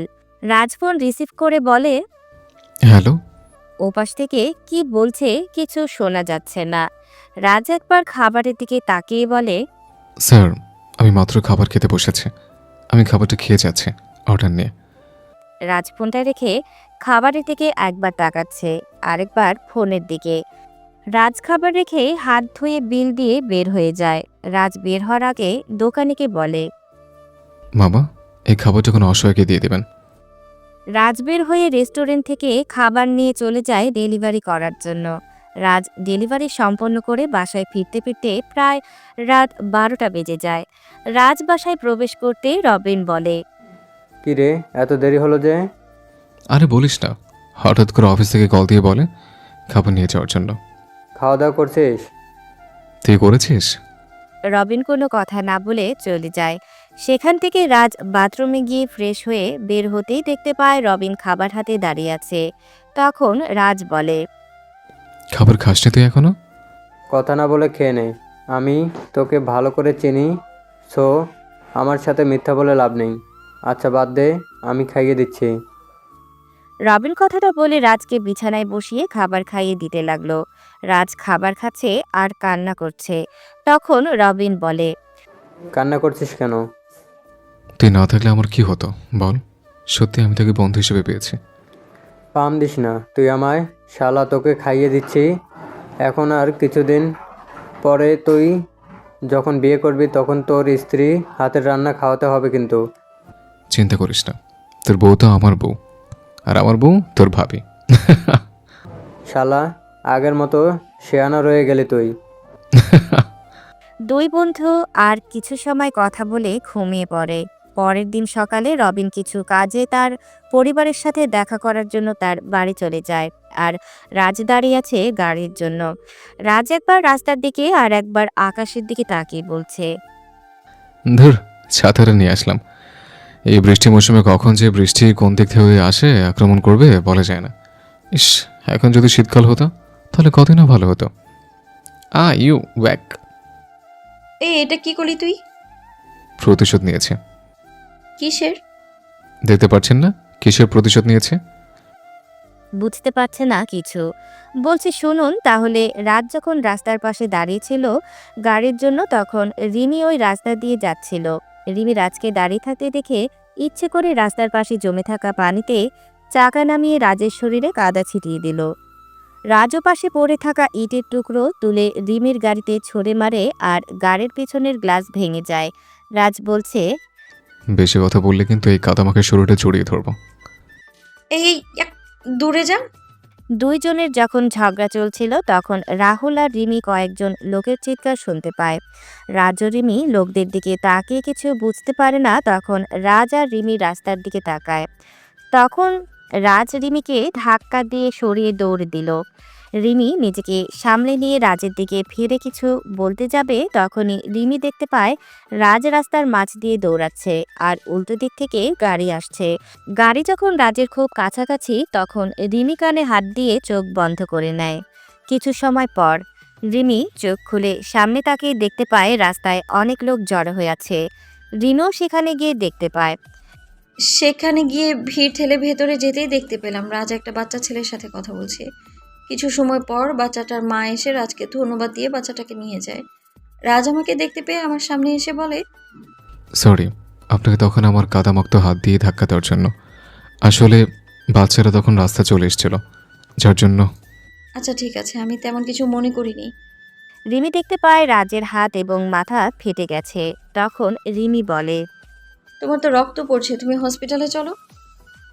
আর তেমন কিছু হয়নি, এগুলোতে সামান্য। আগে কত বাদ দিন, আসি আমি, আর আপনিও ফ্রেশ হয়ে নেবেন। আরে আজব মানুষ তো, বলছি না রক্ত পড়ছে, তাহলে এত কথা কেন বলছো? চলো তো আমার সাথে, চলো। আরে কোনো কথা নয়। কিন্তু আমার শরীরে তো ময়লা, আপনার গাড়ি তাহলে ময়লা হয়ে যাবে। আমার কাছে একজন মানুষের জীবনের মূল্য অনেক বেশি, গাড়ির মূল্য না। ওঠো গাড়িতে। রাজ আর কোনো কথা বলল না। রিমি রাজকে গাড়িতে বসিয়ে গাড়ি চালানো শুরু করলো। হাসপাতালে এসে রাজের হাত এবং মাথায় ব্যান্ডেজ করিয়ে রাজকে নিয়ে বের হয়। তখন রাজ বলে, আপনার তো আমার জন্য অনেক টাকা খরচ হয়ে গেল। আমি আপনাকে মানা করলাম, আপনি শুধু শুধু এত। তো কি হয়েছে? আমি আপনার গাড়ির গ্লাস ভেঙে ফেললাম, তারপর আপনি আমায় চিকিৎসা করালেন? ভুল তো তোমার একা ছিল না, ভুল আমারও ছিল। চলো তোমার বাসায় নামিয়ে দিই। না, লাগবে না, আমি যেতে পারবো একা একা। আচ্ছা, তোমার ঘাড়ের সব কটা রক কি বাঁকা? সবসময় এত না না কেন করো? রক বাঁকা হতে যাবে কেন? আপনি যে আমার মতো একজন গরিবের জন্য এত কিছু করলেন, এটি তো অনেক আমার কাছে। এত না না করে কেন বলতে পারো? আমাকে কাছে যেতে হবে, তাই মানা করেছি আপনাকে। আমাকে সামনে মোড়ে নামিয়ে দিন আপনি। এই অবস্থায় কাজে যাবে তুমি? কাজ করলে টাকা পাই, আর সে টাকা দিয়ে নিজের পেট চালাই। কাছে না গেলে কে এমনি এমনি টাকা দেবে শুনি? তুমি বাসায় যাও, আজকে কাজ করতে হবে না। কাজ না করলে বেতন পাবো কোত্থেকে? ওয়েট, দাঁড়াও। হ্যালো বাবা। রিমি তার বাবার সাথে কথা বলে ফোন রাখার কিছুক্ষণ পর রাহুলের ফোন বেজে ওঠে। রাহুল ফোন রিসিভ করে বলে, হ্যালো, জি স্যার। কি কাজে যাওয়া লাগবে তোমার এখন? না, কল দিয়ে আজকে যেতে মানা করলো। রাজ রিমির সাথে রিমির গাড়ি করে বাসায় ফিরে আসে। রাতের বেলা রাজ রবিনকে কল দিল। কি রে, কি করছিস? বসে আছি। তুই? আমিও রে। রাজ শোন, আমাকে না 1 সপ্তাহ বাড়িতে থাকতে হবে। বাড়িতে অনেক কাজ, আর আমি অফিসে থেকে ছুটি নিয়েছি। আমি বাসায় বসে সব কিছু দেখছি। আচ্ছা, আঙ্কেল আর আন্টি কেমন আছে? বাবা মা ভালো আছে। আচ্ছা, পরে কথা হবে। রাজ ফোন রাখতেই একটা আননোন নাম্বার থেকে রাজের ফোন আসে। রাজ কল রিসিভ করে বলে, হ্যালো, কে বলছেন? আমি বলছি। আমিটা আবার কেমন নাম? আমি রিমি বলছি। এই, আপনি আমার নাম্বার পেলেন কোত্থেকে? পেয়েছি রাস্তার পাশে একটা বিদ্যুতের খাম্বাতে। কেন কল দিয়েছেন? প্রেম করার জন্য। কি? এত কথা বলিস কেন? মেডিসিন খেয়েছিস? না, খাইনি। কেন? পরে শেষ করে খেয়ে নেব। এখন রাত 12টা বাজে, এখনো খাবার খাসনি, পড়ছিস? এখন খাবো। আচ্ছা, খাবার খেয়ে নে তাহলে। রিমি কথাটা বলে ফোন রেখে দিল। রাজ খাবার খেয়ে ঘুমিয়ে পড়ে। এদিকে কেউ বলছে, বাহ, কি বলছিস তুই? ফোনের ওপাশ থেকে কি বলছে সেটা শোনা যাচ্ছে না। তখন জিপে বলে, বাহ, তাহলে তো ভালোই। এবার ওই রহিম চৌধুরীর পরিবারের সব কয়টাকে একসাথে যন্ত্রণা দিয়ে মারবো। এতদিন পারিনি, কিন্তু এখন শেষ করব। ছোটটাকেও তো অনেক আগেই ওর পরিবার থেকে সরিয়ে দিয়েছি, এবার ওদের পাল্লা। এবার আমার মাস্টার রানীকে ফিরিয়ে আনতে হবে। জিপি ফোনটা কেটে তার ফোনের সেভ করা নাম্বার কল দিল।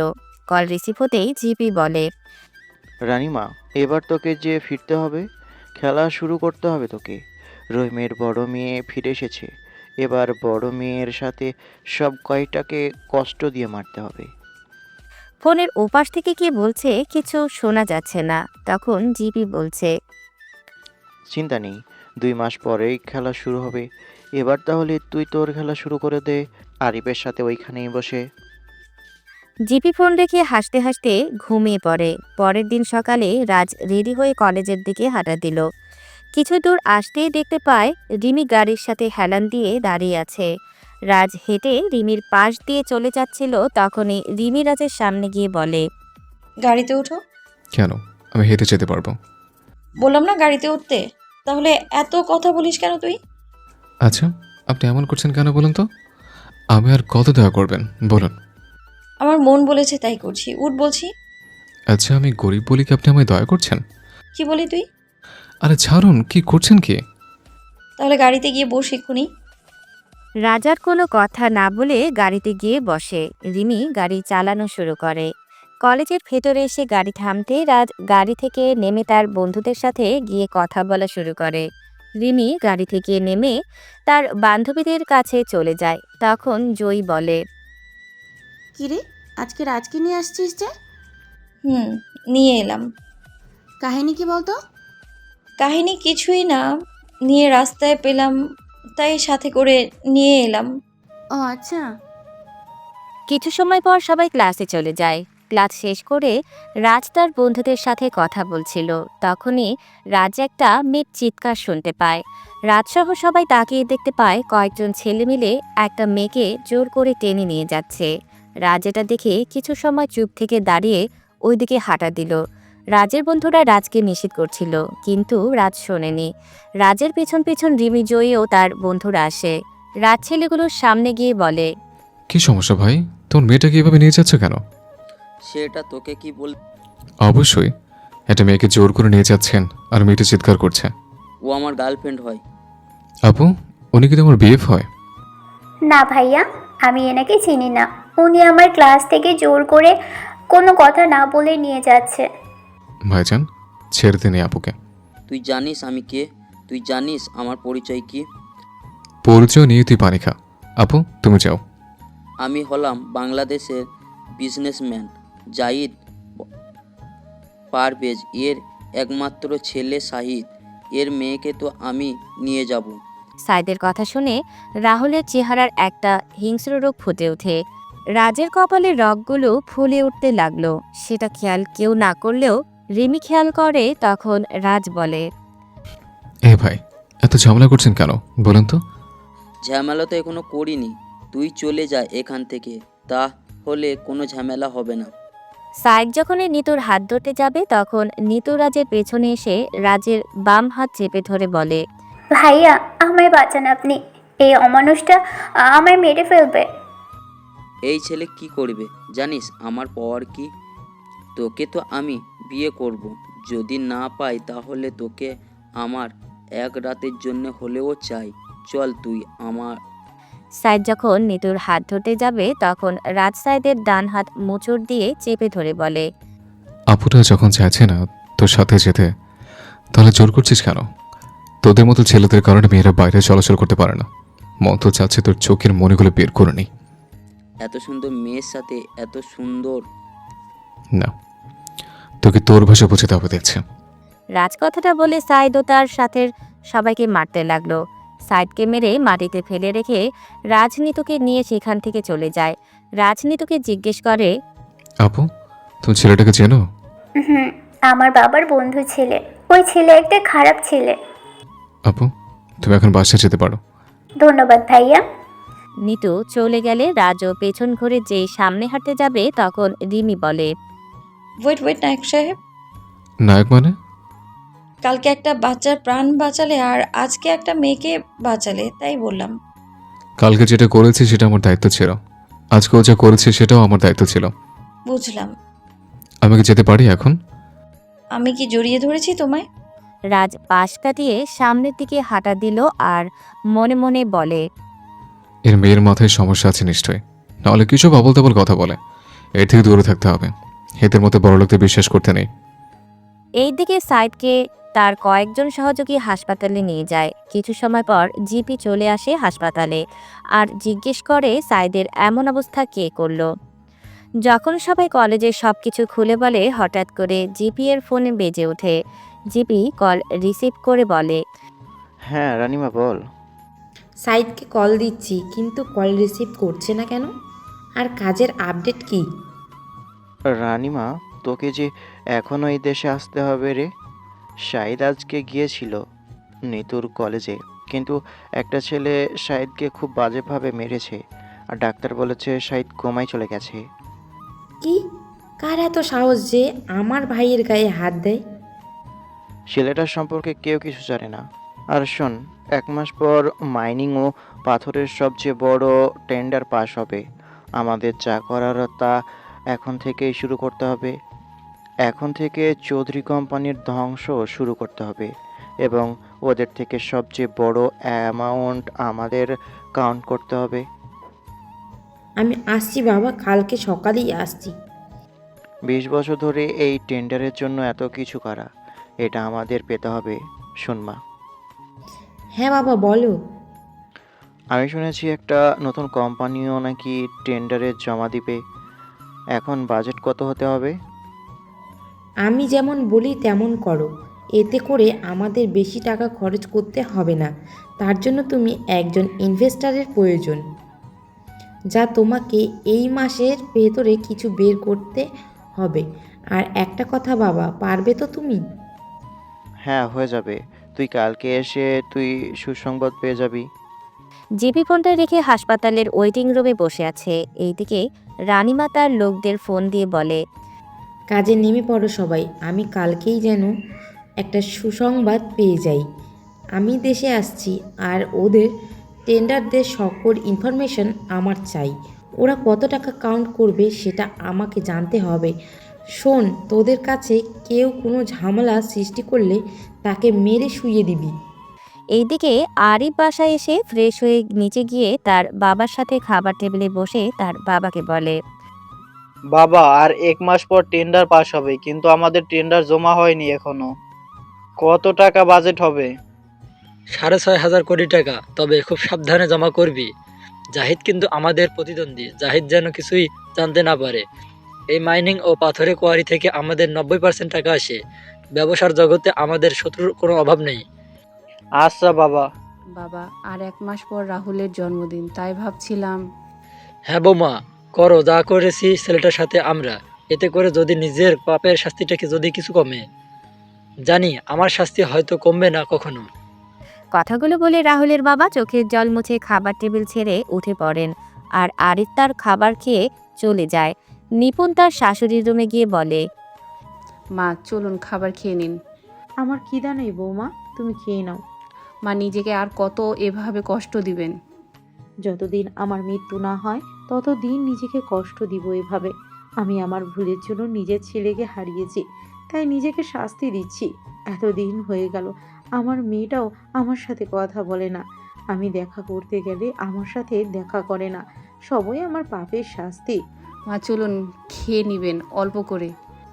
না বৌমা, আমার খিদে নেই।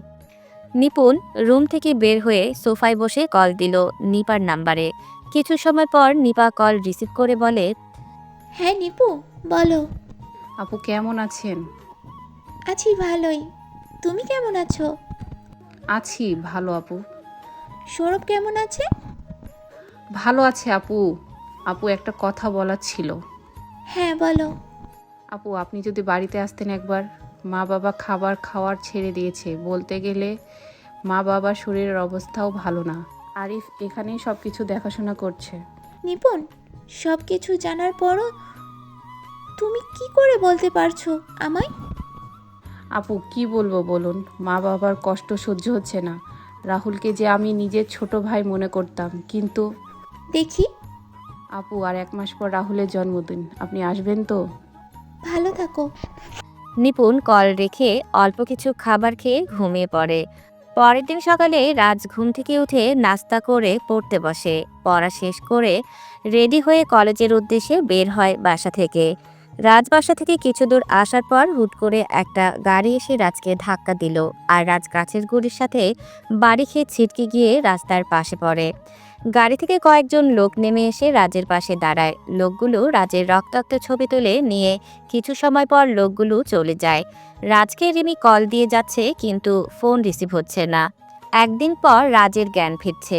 রাজ পাশে তাকিয়ে দেখতে পায় রাজের পাশে রবিন আর রিমি বসে আছে। তখন রাজ বলে, কি রে রবিন, তুই এখানে কেন? তোর জ্ঞান ফিরেছে? দাঁড়া, আমি ডাক্তার নিয়ে আসছি। এখন কেমন লাগছে তোমার? ভালো। যাক বাবা। এই যে ম্যাম, আপনি এখানে কি করে? চোখ মুখ ফ্যাকাশ হয়ে আছে কেন? কি হলো, কথা বলছেন না কেন? আমি এইখানে থাকলে কি সমস্যা হবে? এত তাড়াতাড়ি কথা বলেন কেন? আসুন ডাক্তার, আসুন।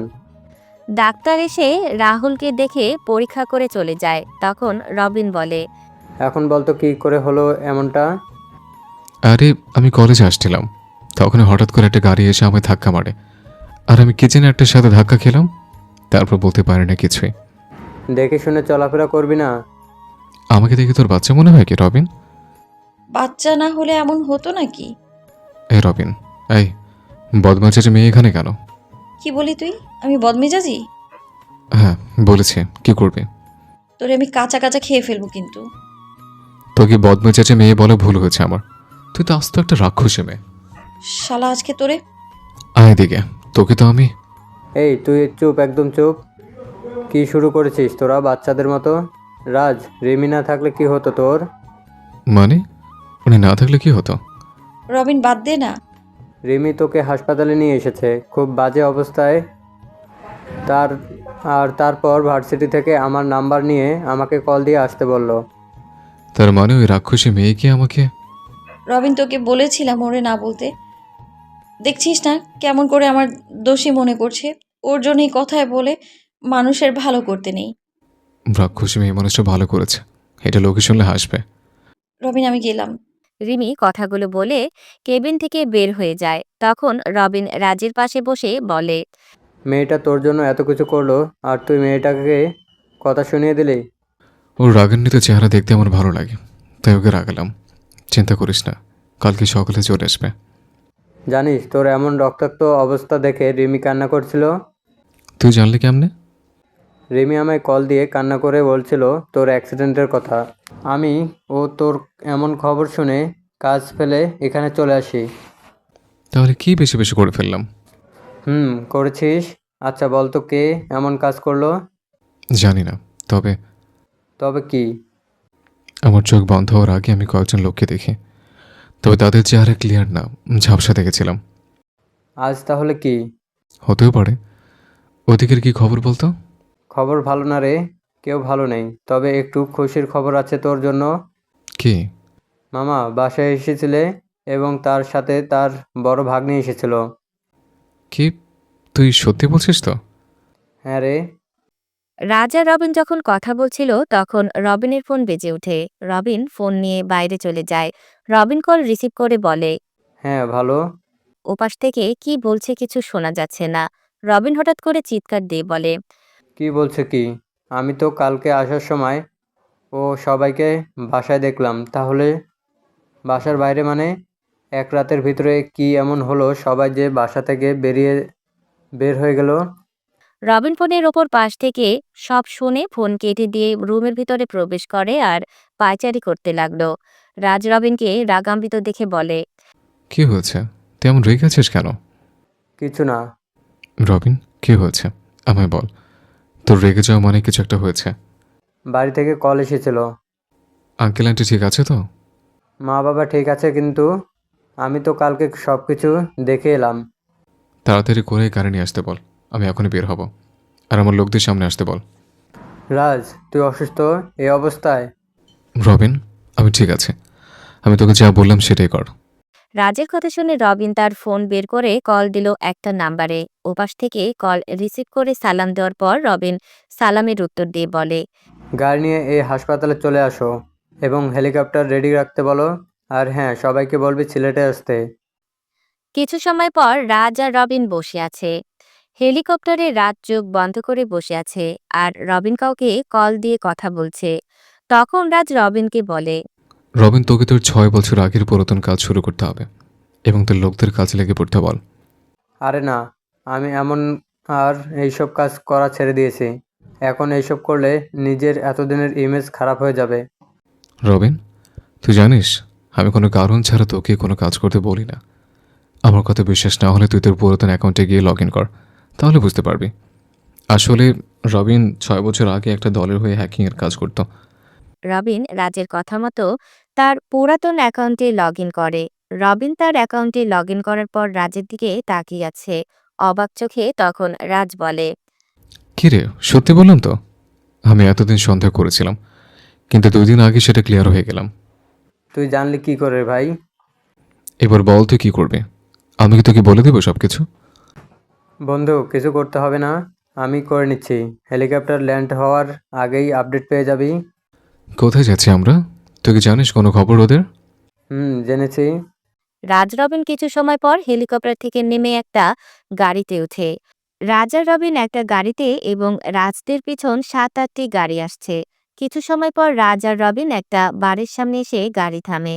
রাজ গাড়ি থেকে নেমে তার লোকদের কিছু ছবি ও কয়েকটা ঠিকানা দিয়ে তাদের কাজে লেগে পড়তে বলে। রাজ তার লোকদের বিদায় দিয়ে বাড়ির সদর দরজার সামনে এসে বেল দিল। কিছু সময় পর কেউ এসে দরজা খুলে দিল। তখন রবিন বলে, ভাবি কেমন আছেন আপনি? ভালো আছি, কিন্তু তোমায় চিনলাম না তো। ভাবি আমি রবিন। রবিন, তুমি রাহুলের ছোটবেলার বন্ধু তাই না?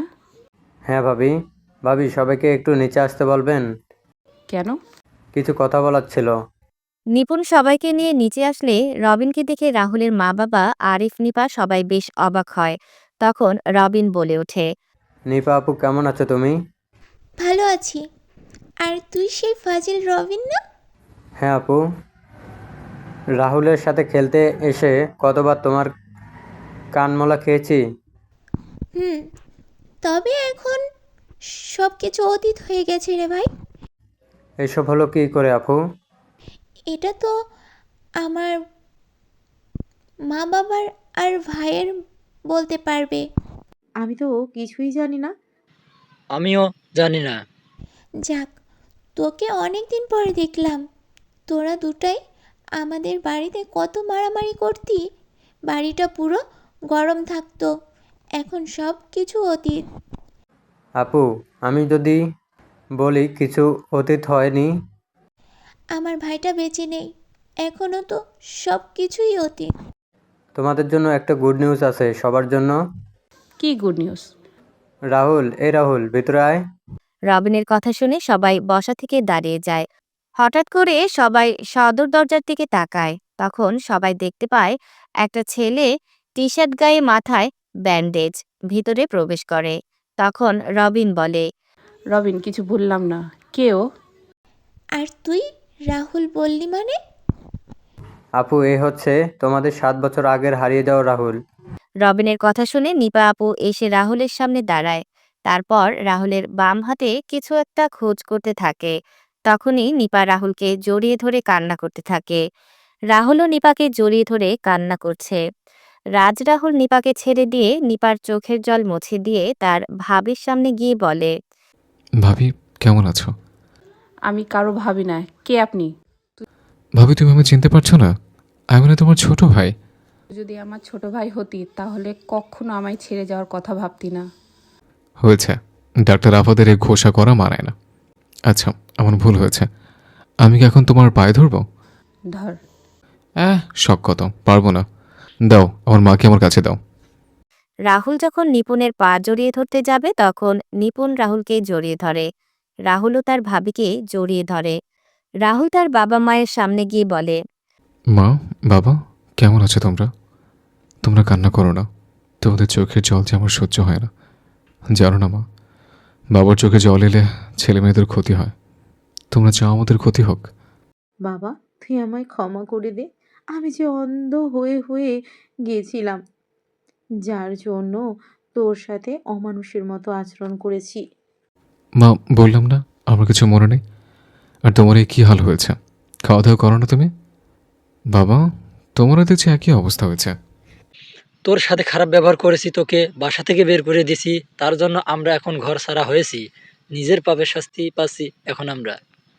বাবা, তোমার ছোট ছেলে এসে গেছে। তোমার বাড়ি তোমার সব কিছু ফিরিয়ে দেব। চলো, খাবার খাবো। খুব খিদে লেগেছে আমার। রাহুল, রিমি কল দিচ্ছে। কে রিমি? কেউ না। কি রে রবিন, সত্যি কথা বলবি না কানমলা খাবি? আগে খাবার দিবে না জেরা করবে? তারপর সবাই খাবার খেতে বসে। খাবার খাওয়ার ফাঁকে নিপুণ বলে, রাহুল, তোর ভাইয়ার সাথে কথা বলবি না? হ্যাঁ, কথা তো বলতে হবে ওর সাথে। ও যে টাকার নেশে আসক্ত হয়ে গেছে, ওর টাকার নেশা থেকে ওকে ফিরে আনতে হবে। মানে কি বলছো কি রাহুল? টাকার নেশা মানে? ভাবি, ওই জাহিদ পারভেজের ছেলে সাইদের কাছ থেকে 5,000 কোটি টাকা ঋণ নিয়েছিল। টাকাগুলো ঋণ নিয়ে আবার ওদের কোম্পানিতে ইনভেস্ট করে। আর টাকাগুলো জাহিদ পারভেজ ও তার ছেলে মিলে আত্মসাৎ করে নেয়। ঋণের টাকা পরিশোধ করতে না পায় ওদের চাপ পড়ে আবার বাবার থেকে লুকিয়ে বাড়ির দলিলে সাইন করে নিয়েছে। আর এখন তোমরা ঘর ছাড়া। কি বলছিস তুই রাহুল? বিশেষ না হলে ওকে জিজ্ঞেস করো তোমরা। কিরে আরিফ, রাহুল কি ঠিক বলছে? আসলে মা, আমি তোর হাতেই তো আমার টাকা পয়সা সব কিছু, তাহলে কেন তুই জাহিদের কাছ থেকে টাকা নিয়েছিস? তোর এখন এত কিসের টাকার প্রয়োজন? তোর টাকার নেশা এতটা হয়েছে যে যার জন্য আমার নিজের বাড়ি ছাড়তে হয়েছে। আচ্ছা, আমায় একটা কথা বলতো তুই, তাহলে কি টেন্ডারটাও কি তুই?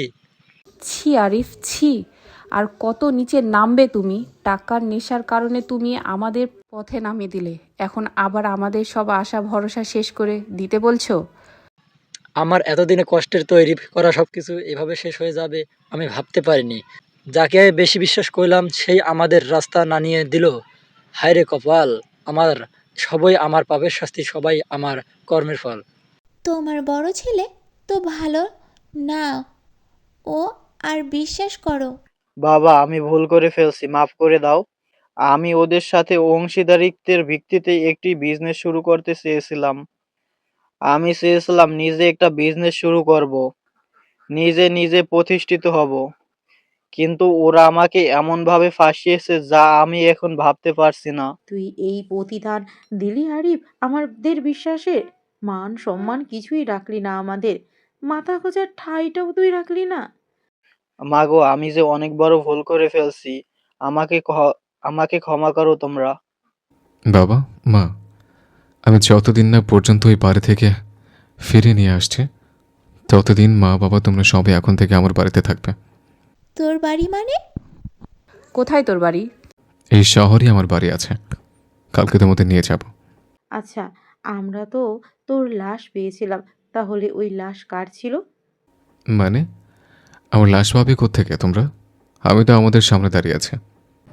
ওটা আমি বলছি আন্টি, আমি সেদিন এসেছিলাম রাহুলের সাথে দেখা করার জন্য, কিন্তু এখানে আসতে আসতে রাত 12টা বেশি হয়ে যায়। আমি বাড়ির ভিতরে প্রবেশ করে দেখতে পেলাম বাড়ির পিছনের রাস্তা দিয়ে কেউ বের হয়ে যাচ্ছে। আমি মনে করেছিলাম কোনো চোর হবে হয়তো, তাই কিছুটা দূরত্ব রেখে পিছন পিছন যাচ্ছিলাম। হঠাৎ দেখতে পেলাম ব্রিজের লাইটের আলোয় এটা রাহুল। যতক্ষণে আমি রাহুলকে কাছে যাই ততক্ষণে রাহুল নদীতে ঝাঁপ দিল। আমিও ঝাঁপ দিলাম। কিছু সময় খোঁজাখুঁজির পর রাহুলকে খুঁজে পাই অজ্ঞান অবস্থায়। তারপর একটা গাড়ি করে রাহুলকে নিয়ে সিলেটের একটা হাসপাতালে আর তারপর বরিশাল হাসপাতালে নিয়ে যাই। রাহুলের মুখের কিছু অংশ কেটে যায় এবং রাহুলের মুখের কিছুটাও পরিবর্তন হয়। সিলেট হাসপাতালের ডাক্তারের সাথে কথা বলে এটা অজ্ঞাত লাশকে রাহুলের লাশ বলে চালিয়ে দেই। এই 6-7 বছর রাহুল আর আমি একসাথে ছিলাম আর এখনও আছি। রবিন, তোর কাছে আমরা সবাই কৃতজ্ঞ রে বাবা। তুই না থাকলে আমি ছেলেটাকে হারিয়ে ফেলতাম। রাহুল আমার বন্ধু, রাহুলকে কি করে আমি অকালে এমন করে হারিয়ে যেতে দিতাম বলো? এই রাহুল নে, কথা বল তুই। কার সাথে কথা বলবো? রিসিভ করে কথা বল, বুঝতেই পারবি। হ্যালো, ওই রবিনের বাচ্চা, কল রিসিভ করছিস না কেন? আমি রবিন না, আমি রাজ। ওই শালা, তোর ফোন অফ কেন? হ্যাঁ, কখন থেকে আমি কল দিয়ে যাচ্ছি তোদের। ওই বদমা চেঁচে আমি তো চালা হলাম কি করে? তার মানে তুই? এই কুত্তা, বেশি কথা বলবি না তো, তাহলে কিন্তু খুন করে ফেলবো। কই তোরা? হসপিটালে গিয়ে পেলাম না যে। আমরা এখন সিলেটে আছি। সিলেট কেন? কাজে এসছে। কি কাজ? সেটা রবিন বলবে। এই রবিন, কথা বল। তারপর রবিন রিমিকে সবকিছু বুঝিয়ে বলে। রাতের খাবার খেয়ে সবাই ঘুমিয়ে পড়ে। পরের দিন সকালে সবাই যখন নাস্তা করছিল তখন নিপুণ রাহুলকে বলে, আচ্ছা রাহুল, নিপা আপুর বিষয়ে কিছু বল আমাদের। আপু কেন আমাদের থেকে এতদিন দূরে ছিল? সেটা কিছুদিন পরে মামা আর আপু নিচে বলবে। রাহুল, মিস্টার রয় ও গ্লেন অফিসে এসে গেছে। মিটিং শুরু হতে কিছু সময় বাকি আছে। রবিন, কিসের মিটিং? আপু জানতে পারবে ধীরে ধীরে, একটু পরেই গাড়ি আসবে। তোমরা বাসায় চলে যাও, আসি আমরা। রাহুল আর রবিন বের হয়ে যায় বাসা থেকে। রাহুল গাড়ি চালাচ্ছে। তখন রবিন বলে, এই দেখ কালকে কি কথা হয়েছে ওদের সাথে। রবিন, আমার বিশ্বাস আছে তোর উপর, তাই আমার এসব দেখা লাগবে না। রাহুল, আজকে রানিমা বাংলাদেশে আসবে। কয়টা দিকে বাংলাদেশে আসবে ও? বিকেল 4টার ফ্লাইটে। আসতে দে। আর শোন, লোক পাঠিয়ে নিতুকে এখানে নিয়ে আয়। বলা লাগবে না, আমি লোক পাঠিয়ে দিয়েছি। রাহুল আর রবিন অফিসে আসা মাত্রই মিস্টার রয় আর গ্লেনের সাথে মিটিং শুরু হয়। রাহুল মিস্টার রয় আর গ্লেনকে তাদের কোম্পানি তৈরির সকল প্রেজেন্টেশন, তাদের পণ্য সম্পর্কে মানুষের ধারণা কেমন, পণ্যের উৎপাদন প্রক্রিয়া আর গুণগত মান সবকিছু দেখাচ্ছিল। আর রবিন রাহুলকে সাহায্য করছিল। রাহুল, রবিন, গ্লেন আর রয়কে সবকিছু এক্সপ্লেন করেছিল। তাদের থেকে রেসপন্স পাওয়ার জন্য তখন একজন আরেকজনের দিকে তাকিয়ে ধীরে ধীরে বলে, কি রে রবিন, কিছু বলছে না কেন? এই অর্ডারটা না পেলে আমাদের প্রচুর লসের মধ্যে পড়তে হবে। মনে হয় আমাদের প্রেজেন্টেশন ওদের ভালো লাগেনি। আরে এত তাড়াতাড়ি হেরে যাচ্ছিস কেন? দেখি কি বলে। আরে দেখেছিস না কেমন করে তাকিয়ে আছে আমাদের দিকে? বাইরে সাংবাদিকরা দাঁড়িয়ে আছে। যদি 19-20 হয় তাহলে আমাদের কোম্পানির লাল বাতি জ্বলে উঠবে। চুপ শালা চুপ। রাহুল আর রবিন বাসায় এসে সবার সাথে খাবার খাচ্ছিল।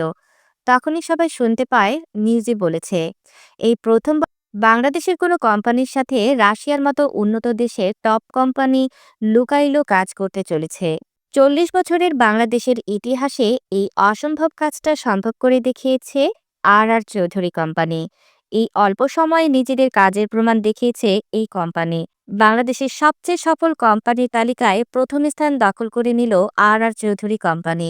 নিউজটা দেখে রাহুলের বাবা বলেন, অনেক ইচ্ছে ছিল এই কোম্পানির সাথে কাজ করার, কিন্তু সেটা আর হলো না। কাজটা করতে পারলে আমরা এখন ওই আর চৌধুরীর কোম্পানির জায়গায় থাকতাম। বাবা, শুনছি এবারে ওই কোম্পানি টেন্ডার জমা দিবে। আচ্ছা বাবা, আচ্ছা বাবা, যদি তোমার কখনো সুযোগ আসে তাহলে তুমি কি কাজ করবে ওদের সাথে? এসব কথা বলে কি আর লাভ বল? এটা তো আর সম্ভব না। যদি সম্ভব হয় তুমি বলো করবে কিনা। কেন না? ওদের সাথে কাজ করতে পারলে নিজেকে অনেক সৌভাগ্যবান মনে করব। তৈরি থেকে কাজ করার জন্য। আর মিস্টার আরিফ চৌধুরী, নিজেকে শুধরে নিয়ে কাজে লেগে পড়ো। এটাই কিন্তু শেষ সুযোগ। সিঙ্গাপুর থেকে ফিরে কাজ করতে হবে অনেক। সিঙ্গাপুরে যাবে কেন? ভাবির সাথে সিঙ্গাপুর যাবে। সিঙ্গাপুর যাব কেন আমরা? ভাবি আর কত করবে তুমি পরিবারের জন্য, আর কত নিজের ক্ষতি করবে। এবার নিজের দিকে তাকাও, নিজের মেয়েটার দিকে তাকাও। নিজের ক্ষতি করবে মানে? কি হয়েছে নিপুণের? ভাবি তুমি বলবে না আমি বলবো? রাহুল, আমার কি ক্ষতি হবে? তুই কি সব বলছিস? আরে রাহুল মজা করে বলছে কথাগুলো। ভাবি, আমরা সব কিছু জানি। ভাবি আমি সব জানি, ডাক্তার আঙ্কেল আমার সব বলেছেন। কি হয়েছে নিপুণের? ডাক্তার আঙ্কেল কি হয়েছে? আচ্ছা মা, তুমি জানো না ভাবির কি হয়েছে? ভাবি তো তোমার এই পরিবারের সবার জন্য কত কষ্ট করেছে। না তো, আমি জানি না কি হয়েছে নিপুণের। মা, ভাবির ব্রেন টিউমার, যা ভাবি কাউকে বলেনি। বরিশালে একটা অনুষ্ঠানে আমার ডাক্তার আঙ্কেলের সাথে দেখা, কথায় কথা তার হাতে থাকা একটা ফাইলের দিকে আমার চোখ পড়ে, আর আমি ভাবির নাম ও ছবি স্পষ্ট দেখতে পাই। ডাক্তার আঙ্কেলকে জোর করলে আঙ্কেল বাধ্য হয়ে আমার সব কিছু খুলে বলেন। সেদিন এমন একটা নিউজ শুনে আমার পায়ের নিচ থেকে মাটি সরে যায়। তারপর ডাক্তার আঙ্কেলের সাথে কথা বলে সিঙ্গাপুরে ভাবির অপারেশনের ব্যবস্থা করি, আর কালকে সকালে ভাই আর ভাবি সিঙ্গাপুরে চলে যাবে। কিরে নিপুণ, রাহুল কি সত্যি বলছে? তুই কি আমাদের নিজের বাবা মা মনে করিস না? আসলে মা, বৌমা, এটা আমরা তোমার থেকে আশা করিনি। তুমি আমাদের থেকে এমন একটা রোগের কথা লুকিয়েছিলে। বৌমা, তুমি না একজন ডাক্তার, তুমি জানো না এই রোগের ভয়ানকতা? নিপুণ, তুমি তো আমাকে কিছু বলনি। তুই না স্বামী, তাহলে তোকে বলতে হবে কেন? তোর শরীর খারাপ হলে ভাবি ঠিকই জানতে পারে, কিন্তু তুই, আচ্ছা তুই কি কখনো স্বামীর অধিকার অর্জন করতে পেরেছিস? ছুটেছিস তো শুধু টাকার পেছনে, না পালন করেছিস স্বামীর দায়িত্ব, না বাবার দায়িত্ব। সেটা করবে মানে? টাকার পিছনে ছুটবে, কাকে কি বলবে সেটা জানে না। মা বাবার কারণে নষ্ট হয়ে গেছে পুরো। নিজের বউয়ের শরীর খারাপ সেটা বুঝতে পারেনি ও। ও কি মানুষ? সবাই যখন কথা বলছিল তখনই বাসায় নিতু আর রিমি আসে। নিতু এসে তার বাবা মায়ের সাথে কথা বলে নেয়। রাহুলকে দেখতে পেয়ে নিতু বলে, ভাইয়া আপনি এখানে? তুই রাহুলকে চিনিস? রাহুল মানে? আরে ইনি আমাদের কলেজের সিনিয়র রাজ ভাইয়া। উনি সেদিন আমার সাইডের হাত থেকে বাঁচিয়েছিলেন। ভাইয়া না থাকলে সাইড আমার সাথে সেদিন কি করতো একমাত্র সৃষ্টিকর্তাই জানেন। না রে মা, ওই হচ্ছে আমাদের হারিয়ে যাওয়া রাহুল। ওই শাহিদের সাহস কি করে হয় তোর গায়ে হাত দেওয়ার? আমি তো ওই শাহিদকে। এই যে এখন শুরু হলো তার নেতাগিরি। ভাইয়া শান্ত হও, সাইদকে আমি মেরেছি। এরপর সাইদ আর কিছু করতে পারবে না। সাইদ এখন কমে আছে, এত সহজে আর ফিরবে না। ভাইয়া মানে? তোর কি এখনো বিশ্বাস হচ্ছে না আমি রাহুল? আমার কেমন যেন গুলিয়ে যাচ্ছে সব কিছু।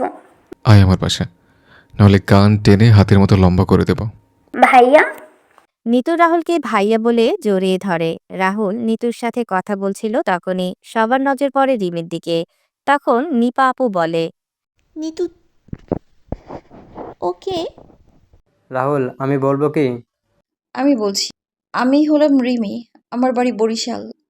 আমি রবিন আর রাজ একই কলেজে একই ডিপার্টমেন্টে পড়ি। বোন একসাথে পড়ো মানে? কি ব্যাপার দেবরাজ? নিজেকে প্রতিষ্ঠিত করতে গিয়ে ভাবি আর বড় হয়নি। নিজেকে প্রতিষ্ঠিত করতে গিয়ে ভাবি আর বড় হয়নি। তাই আমি আর রবিন মিলে আবার পড়াশোনা শুরু করি।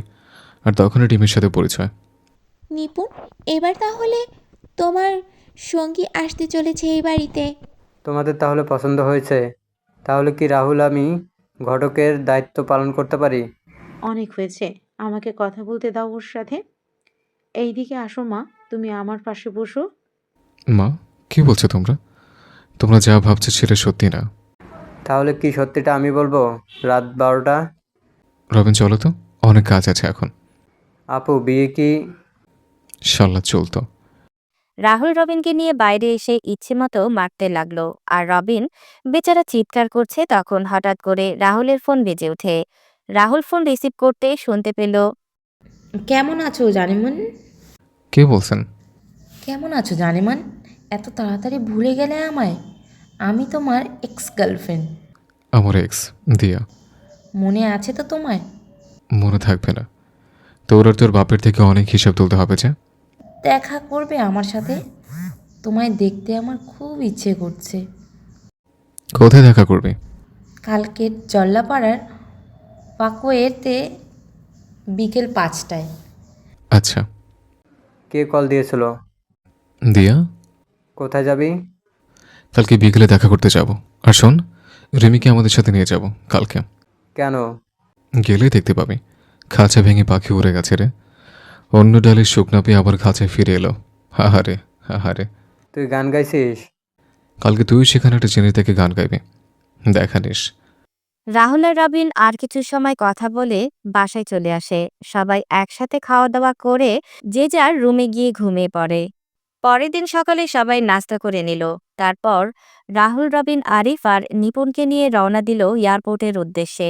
রাহুল সমস্ত ফর্মালিটি শেষ করিয়ে যখন আসতে যাবে তখন নিপুণ রাহুলকে বলে, রাহুল ভাই আমার, আমি যদি আর ফিরে না আসি তাহলে আমার মেয়েটাকে দেখে রাখিস। ভাবি, তুমি কি বলছো এসব? তোমার কিছু হবে না, তুমি সুস্থ হয়ে যাবে। তোমার মেয়েকে তো তুমি দেখবে। আমি ডাক্তার, আর আমি জানি আমি কোন পর্যায়ে আছি। ভাবি, তুমি সুস্থ হয়ে যাবে। তুমি যদি ভেঙে পড়ো তাহলে কি করে হবে বলো? তুমি নিজেকে শক্ত রাখবে, আর নিজের মেয়ের জন্য তোমায় বাঁচতে হবে, তোমার স্বামীর জন্য বাঁচতে হবে, আমাদের এই সংসারের জন্য তোমায় বাঁচতে হবে। ওই হাদারাম দেখে রাখবে, কোনো সমস্যা হলে কল দেবে। আর আমার মাটাকে দেখে রাখবে। মনে হচ্ছে বউ বাচ্চা তোর। আরে ভাই, আমি আসি তো দেখার জন্য। হ্যাঁ হ্যাঁ, ভাইয়া তোর ভাইকে বিয়ে করে দিয়ে দাও। চুপ শালা, সাবধানে যাবে। এয়ারপোর্ট থেকে রাহুল আর রবিন অফিসে চলে যায়। বিকেলবেলা রাহুল আর রবিন বাসায় এসে খাওয়া দাওয়া শেষ করে কিছু সময় রেস্ট নিয়ে রেডি হয়ে নেয়। রাহুল রবিনকে বলে, রিমিকে নিয়ে আয়, আমি গাড়িতে আছি। আমি নিয়ে আসবো। হ্যাঁ, তুই নিয়ে আয়, আমি গেলাম। রাহুল গাড়ির কাছে গিয়ে ফোন বের করে কাউকে কল দিয়ে কথা বলছে। কিছু সময় পর রবিন আর রিমি বাসা থেকে বের হয়ে আসে। রাহুল কথা বলা শেষ করে ইশারা করে গাড়িতে বসার জন্য। রিমি রবিন গাড়িতে বসলে রাহুল গাড়ি চালানো শুরু করে। তখন রিমি বলে, কোথায় যাচ্ছি আমরা? কাছে যাচ্ছে। মিথ্যা বলছিস কেন? সত্যিটা বল। কি সত্যি? রাহুল তার এক্স গার্লফ্রেন্ডের সাথে দেখা করতে যাচ্ছে। কি ওই বজ্জাতেরও গার্লফ্রেন্ড ছিল? কেন, আমার গার্লফ্রেন্ড থাকতে পারে না? তোমার মতো রাক্ষসের থাকবে? রবিন, আমি কি কোনো বজ্জাতের সাথে কথা বলছি? আমার বিষয়ে কথা বলছে, আবার বলছে আমার সাথে কথা বলছে না। রিমি আর রাহুলের ঝগড়া শুনে রবিন মিটমিট করে হাসছে। তখন রিমি বলে, শালা মন চাচ্ছে তোকে জেলের। এই শালা, হাসছিস কেন? হাসি থামিয়ে গাড়ি থেকে নাম। রাহুল রবিন রিমি গাড়ি থেকে নেমে ওয়ার্কওয়েতে হাঁটাহাঁটি করছিল। তখনই দেখতে পায় দিয়া আসছে। দিয়া সে রাহুলকে জড়িয়ে ধরে বলে, কেমন আছো জানেমান? কতদিন পর তোমায় জড়িয়ে ধরলাম বলো তো। আহ, কি যে শান্তি পাচ্ছি আমি। 6 বছর 6 মাস 6 দিন পর। বাহ, তুমি মনে রেখেছো। মনে তো রাখতেই হবে। রাহুল দিয়াকে তার থেকে ছাড়িয়ে নিল। আর রিমি চোখ গরম করে রিমির দিকে তাকিয়ে আছে। দিয়া রিমির দিকে তাকিয়ে বলে, মেয়েটা কি তোমার? আমরা একসাথে পড়ি, আর মেয়েটাকে তুমি ভালো করে চেনো। ও আচ্ছা, তাই নাকি? তা কে মেয়েটা? সেটা একটু পরে জানতে পারবে। বলো, কি বলতে চাও তুমি? জানেমান, তুমি তো মাস্টার স্টক গেম খেললে আমাদের সাথে, বুদ্ধি করে নিজের বোনকে বাঁচিয়ে নিলে, এখন আবার পরিবারকেও বাঁচিয়ে নিতে চাইছো। মাস্টার রানীর সাথে ছিলাম, তাই শিখে গেছে। বাহ, ভালোই তো স্মার্ট হয়ে গেছো দেখছি। সবই তোমার জন্য জানেমান। মন চাচ্ছে তোমায় এখন আই লাভ ইউ বলি। তোমার সাথে দেখা না হতে পারে জানেমান। মানে? চোরের 10 দিন আর সাধুর 1 দিন, কথাটা মনে আছে তো তোমার জানেমান? দিয়া কিছুটা সময় চিন্তা করে রাহুলকে উদ্দেশ্য করে বলে ওঠে, তোর সাথে পরে কথা হবে, আর সেটা হবে। Wait জানেমান, wait. রমি, তোমরা যে রানিমাকে খুঁজছিলে, এ হলো সেই রানিমা। কি? হ্যাঁ, প্রমাণ দেখতে চাও তুমি? হ্যাঁ।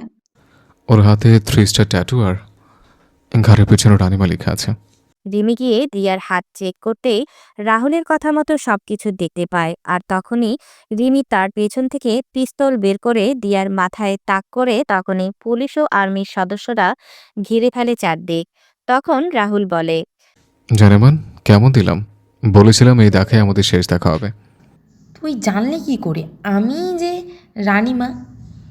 কারণ আমি আজ থেকে 6 বছর আগে তোর হাতে এবং ঘাড়ের পেছনে রানিমা লিখে দিয়েছিলাম। আর তুই যেদিন তোর বাবা মার সাথে কথা বলছিলে, সেদিন আমি তোর বাবার ফোন ট্যাপ করে সকল কথা শুনে নেই। আমার অপরাধটা কি? ড্রাগস ডিলার ও কন্ট্যাক্ট কিলার রানিমা। আপনার অপরাধ কি আপনি জানেন? আর এই মেয়ে কে? এই হলো ইন্টারপোল সিনিয়র অফিসার নির্মিতা চৌধুরী। ধন্যবাদ বজ্জাত। কি বললে? বন্ধু, আমার গান গাইতে ইচ্ছে করছে। শালা, তোর গান গাইতে মন চাচ্ছে এখন? হরে বেইমান, রাহুল কোন গানটা গাইবো? তোর ইচ্ছা? নিয়ে যান তো। শালা তোরে তো। সরি, তো চলুন মিস দিয়া ওরফে রানিমা। রাহুল বসে হাসতে শুরু করে। তখনই রবিন এসে রাহুলের কাঁধে এসে হাত দিল। রাহুল রবিনকে নিয়ে বাসায় চলে আসে। খাবার টেবিলে নিউজটা সবাই দেখতে পায়। তখনই নিতু বলে, ভাইয়া, সেদিন কি দিয়া আপু তোর সাথে কি করেছিল? হ্যাঁ ভাই, বল। করছিল তোর সাথে? সেদিন আমি রুমে বসে ফোনে গেম খেলছিলাম। দিয়ে আমার সাথে কিছু কথা বলে চলে যায়। আর গেম খেলার সময় কারোর সাথে কথা বললে আমার চোখ ফোনের স্ক্রিনে। হঠাৎ করে দিয়ে এসে আমার জড়িয়ে ধরে, আমার মুখের শরীরের খামচাতে শুরু করে। আমি কিছু বুঝে উঠতে পারছিলাম না। তখন দিয়া নিজের জামা ছেড়তে শুরু করলো আর চিৎকার করতে লাগলো। কিছু বলার আগেই মা বাবা ভাইয়া রুমে আসে। আর দিয়া গিয়ে বাবা মাকে মিথ্যে কথা বলে ন্যাকা কান্না করতে লাগলো। বাবা মা ভাই আমার কথা না শুনে আমায় মারতে লাগলো। হঠাৎ করে দিয়া এমনটা করলো কেন? দিয়া আমাকে ভালোবাসত, আমাকে প্রপোজ করে, কিন্তু আমি না করে দিই। এর বদলা নিতেও আমার একটা কাজ করে। সেদিন আমি মা বাবাকে বলেছিলাম ভাইয়ার কথাটা শোনো, কিন্তু তারা তো নিজের ছেলে থেকে পরের মেয়েকে বেশি বিশ্বাস করলেন। আর এখন শুনতে পাচ্ছ তো তোমরা? এভাবে চলে যায় কিছুদিন। নিপুণের অপারেশন ভালোভাবে সম্পন্ন হয়েছে। নিপুণরা আসতে চেয়েছিল, কিন্তু রাহুল বলেছে কয়েকদিন সিঙ্গাপুর থেকে ঘুরে আসার জন্য। কালকে মাইনিং ও পাথরের ট্রেন্ডার পাস হবে, এবং এই নিয়ে রাহুল রবিন তার বাবার সাথে কথা বলছে। বাবা, কালকে রেডি থেকো, এক জায়গায় যেতে হবে। কোথায় যাব? সকালেই জানতে পারবে। এইদিকে জাহিদ পারভেজ জিপি দিয়ার সাথে জেলে কথা বলছে। বাবা, কাজ কি এগোচ্ছে? হ্যাঁ রে মা, আমার কথা হয়েছে। ওরা 55% আর আমরা 45%। এটা পেয়ে গেলেই আমি বের হয়ে ওই রাহুলের পরিবারকে শেষ করে দেব। হ্যাঁ রে মা। সাইদদের কি খবর? শাহিদ এখনও কমাই রে মা। চিন্তা করো না। সবাই বসে আছে ম্যাজিস্ট্রেটের অফিসে আর অপেক্ষা করছে কারা টেন্ডার পেয়েছে সেটা জানার জন্য। জাহিদ এবং তার লোকেরা নানান কথা বলছে। রাহুল, তার বাবা আর রবিন মুখটা কালো করে বসে আছে। কিছু সময় পর ম্যাজিস্ট্রেট বলেন, এইবারে টেন্ডার পাওয়ার জন্য অনেকেই টেন্ডার জমা দিয়েছেন, কিন্তু টেন্ডার পেয়েছে একটা কোম্পানি। যে কোম্পানি টেন্ডার পেয়েছে তার নাম হলো নীল গ্রুপ অফ কোম্পানি। সবাই নামটা শুনে বেশ অবাক হয়ে যায়। তখনই সবাই সামনে তাকিয়ে দেখতে পায় নিপা, নিতু আর নীলা চৌধুরী আসছেন। রাহুলের বাবা তো এটা দেখে বেশ অবাক হন। সমস্ত ফর্মালিটি শেষ করে রাহুল সবাইকে নিয়ে বের হয়। রাহুল জাহিদ পারভেজকে বলে, এতদিন চুরি বাটপারি করে অনেক টাকা খেয়েছে, কিন্তু এখন আর না। এবার সবটা কৌশল করে নেব। তো যেভাবে দলিলে বাবার সাইন নিয়েছিলে ঠিক সেভাবে আমি নিয়ে নিলাম। তুই আমার নানিকে মেরে আমার উপরে দোষ দিয়েছিলে, আর আব্বু সেটা দেখে নেওয়াতে আব্বুকে মারার জন্য উঠে পড়ে লেগেছিলে। কি বলছিস কি রাহুল? মা তো পানিতে ডুবে মারা গিয়েছিলেন তাহলে? না মা, এই জাহিদ পারভেজ আমার চোখের সামনে নানিকে গলা টিপে মেরে ফেলেছিল। আমি দেখে ফেলাতে আমায় মেরে ফেলতে চেয়েছিল। তারপর রাহুল মামার সাথে প্ল্যান করে আমায় অস্ট্রেলিয়ায় পাঠিয়ে দেয়। আমার জন্য রাহুল হয়ে যায় সবার কাছে খুনি, অপয়া, পোড়ামুখ। জাহিদ, তোকে তো আমি জুতো পেটা করা উচিত তোকে। তুই কিন্তু ঠিক করিসনি। জেলের ভাত খেয়ে শেষ কর, তারপর বলিস অফিসার নিয়েছেন জাহিদ পারভেজকে। রাহুলের কথা শুনে পুলিশ সদস্যরা এসে জাহিদ পারভেজকে ধরে নিয়ে যায়। রাহুল বাসায় চলে আসে। তখন রাহুলের বাবা বলেন, তুই কি সব করছিস সব আমার মাথার উপর দিয়ে যাচ্ছে রাহুল। একটু খুলে বলবি তুই কে? আমি বলছি রাহুল আসলে কে। তুমি এখানে? আমি বাংলাদেশের টপ নাম্বার 1 আর বিখ্যাত আর চৌধুরী কোম্পানির 50% শেয়ারের মালিক রাহুল, আর বাকি 50% শেয়ারের মালিক রবিন। নীলা গ্রুপ অফ কোম্পানির কর্ণধার রাহুল চৌধুরী। রিমির কথা শুনে রাহুলের বাবা মা কান্না করতে লাগলেন। তখন রাহুল তার বাবা মায়ের কাছে গিয়ে বলে, বাবা মা, তোমরা খুশি হওনি? তোমরা কান্না করছো কেন? আমরা অনেক খুশি হয়েছি রে বাবা। সব বাবা মাই তো চায় তার ছেলে সমাজে প্রতিষ্ঠিত হোক। তুই প্রতিষ্ঠিত হয়েছি, কিন্তু আমাদের কোনো অবদান নেই তোর পেছনে। আমরা ছোট থেকে অত্যাচার করে রেখেছি, তুই এতদূর নিজেকে নিয়ে এসেছিস তোর নিজের চেষ্টায় ও রবিনের সাহায্যে। বাবা রবিন, তুই আমায় ক্ষমা করে। আমি তোর সাথে অনেক খারাপ ব্যবহার করেছি। আন্টি, কি যে বলো না তুমি। তুমি আঙ্কেল শুধু দোয়া করো। আমার দোয়া লাগবে না। সবার কথা বলা শেষ হলে আমার বাবা মায়ের সাথে পরিচয় হয়ে নাও। তারপর সবাই রিমির মায়ের সাথে পরিচিত হয়ে নিল। রবিন রাহুল চলে যায় সেখান থেকে। রিমি ও রিমির বাবা মা কথা বলে চলে যান। রাতে সবাই খাবার খেতে বসেছে। তখন রাহুলের বাবা বলেন, রাহুল, আর 2 দিন পর তোমার আর রিমির বিয়ে। আমি কথাটা শুনে কাশতে শুরু করলাম। বাবা, কি বলছো? আর কোনো কথা না রবিন, আমাদের সব বলেছে। বিয়ে ফাইনাল মানে ফাইনাল। শালা, কি করেছিস? দাঁড়া, আমার একটা শর্ত আছে। কি শর্ত? রবিন আর নিতুর বিয়ে দিতে হবে। মানে? দুজন দুজনকে ভালোবেসে 4 বছর ধরে। কি রে রবিন, নিতু, রাহুল কি সত্যি বলছে? বাবা, নীরবতা সম্মতির লক্ষণ। বিয়ে দুটো একই তারিখে আয়োজন করো। সবাই যখন কথা বলছিল তখনই বাসার লাইটগুলো নিভে যায়। সবাই যখন মোমবাতি জ্বালাতে যাবে তখনই নিপুণ বলে ওঠে, happy birthday to you Rahul, many many happy returns of the day. শুভ জন্মদিন ভাই। শুভ জন্মদিন ভাইয়া। ধন্যবাদ সবাইকে।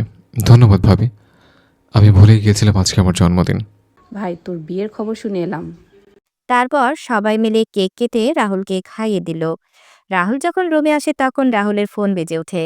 রাহুল ফোন রিসিভ করে বলে, হ্যালো। শুভ জন্মদিন বজ্জাত। ধন্যবাদ রাক্ষসী। কি করছিস বজ্জাত? বসে আছি। বিয়ের শপিং কবে করব? নিজের টাকা দিয়ে শপিং করো, আমার একটা টাকাও হাতে নেই। শালা কঞ্জুস কোথাকার। তুমি কি কম? বিয়েটা হয়ে যাক, তারপর বুঝবি। করবো না বিয়ে। কি বললি? তুমি এখানে? আমার জামাইয়ের জন্মদিন আমি কোথায় থাকবো? দেখো, বাইরে সবে আছে, তুমি আমি একসাথে দেখলে ভুল ভাববে। চলো না, ভুলটা করিয়ে নিই। মা, চলুন আমরাও চলে যাই। ওদের ভুল দেখে আমাদের লাভ কি? ওদের ভুল ওরা করে নিক। ভালো থাকবেন, সুস্থ থাকবেন সবাই। দেখা হবে খুব তাড়াতাড়ি। সমাপ্তি। গল্পটা কেমন হলো সবাই কমেন্টে জানাবেন কিন্তু। আর পরবর্তী গল্পের জন্য অপেক্ষা করবেন। খুব তাড়াতাড়ি আসবে নতুন কোনো গল্প। এই অবধি আমাদের পাশেই থাকবেন। ধন্যবাদ।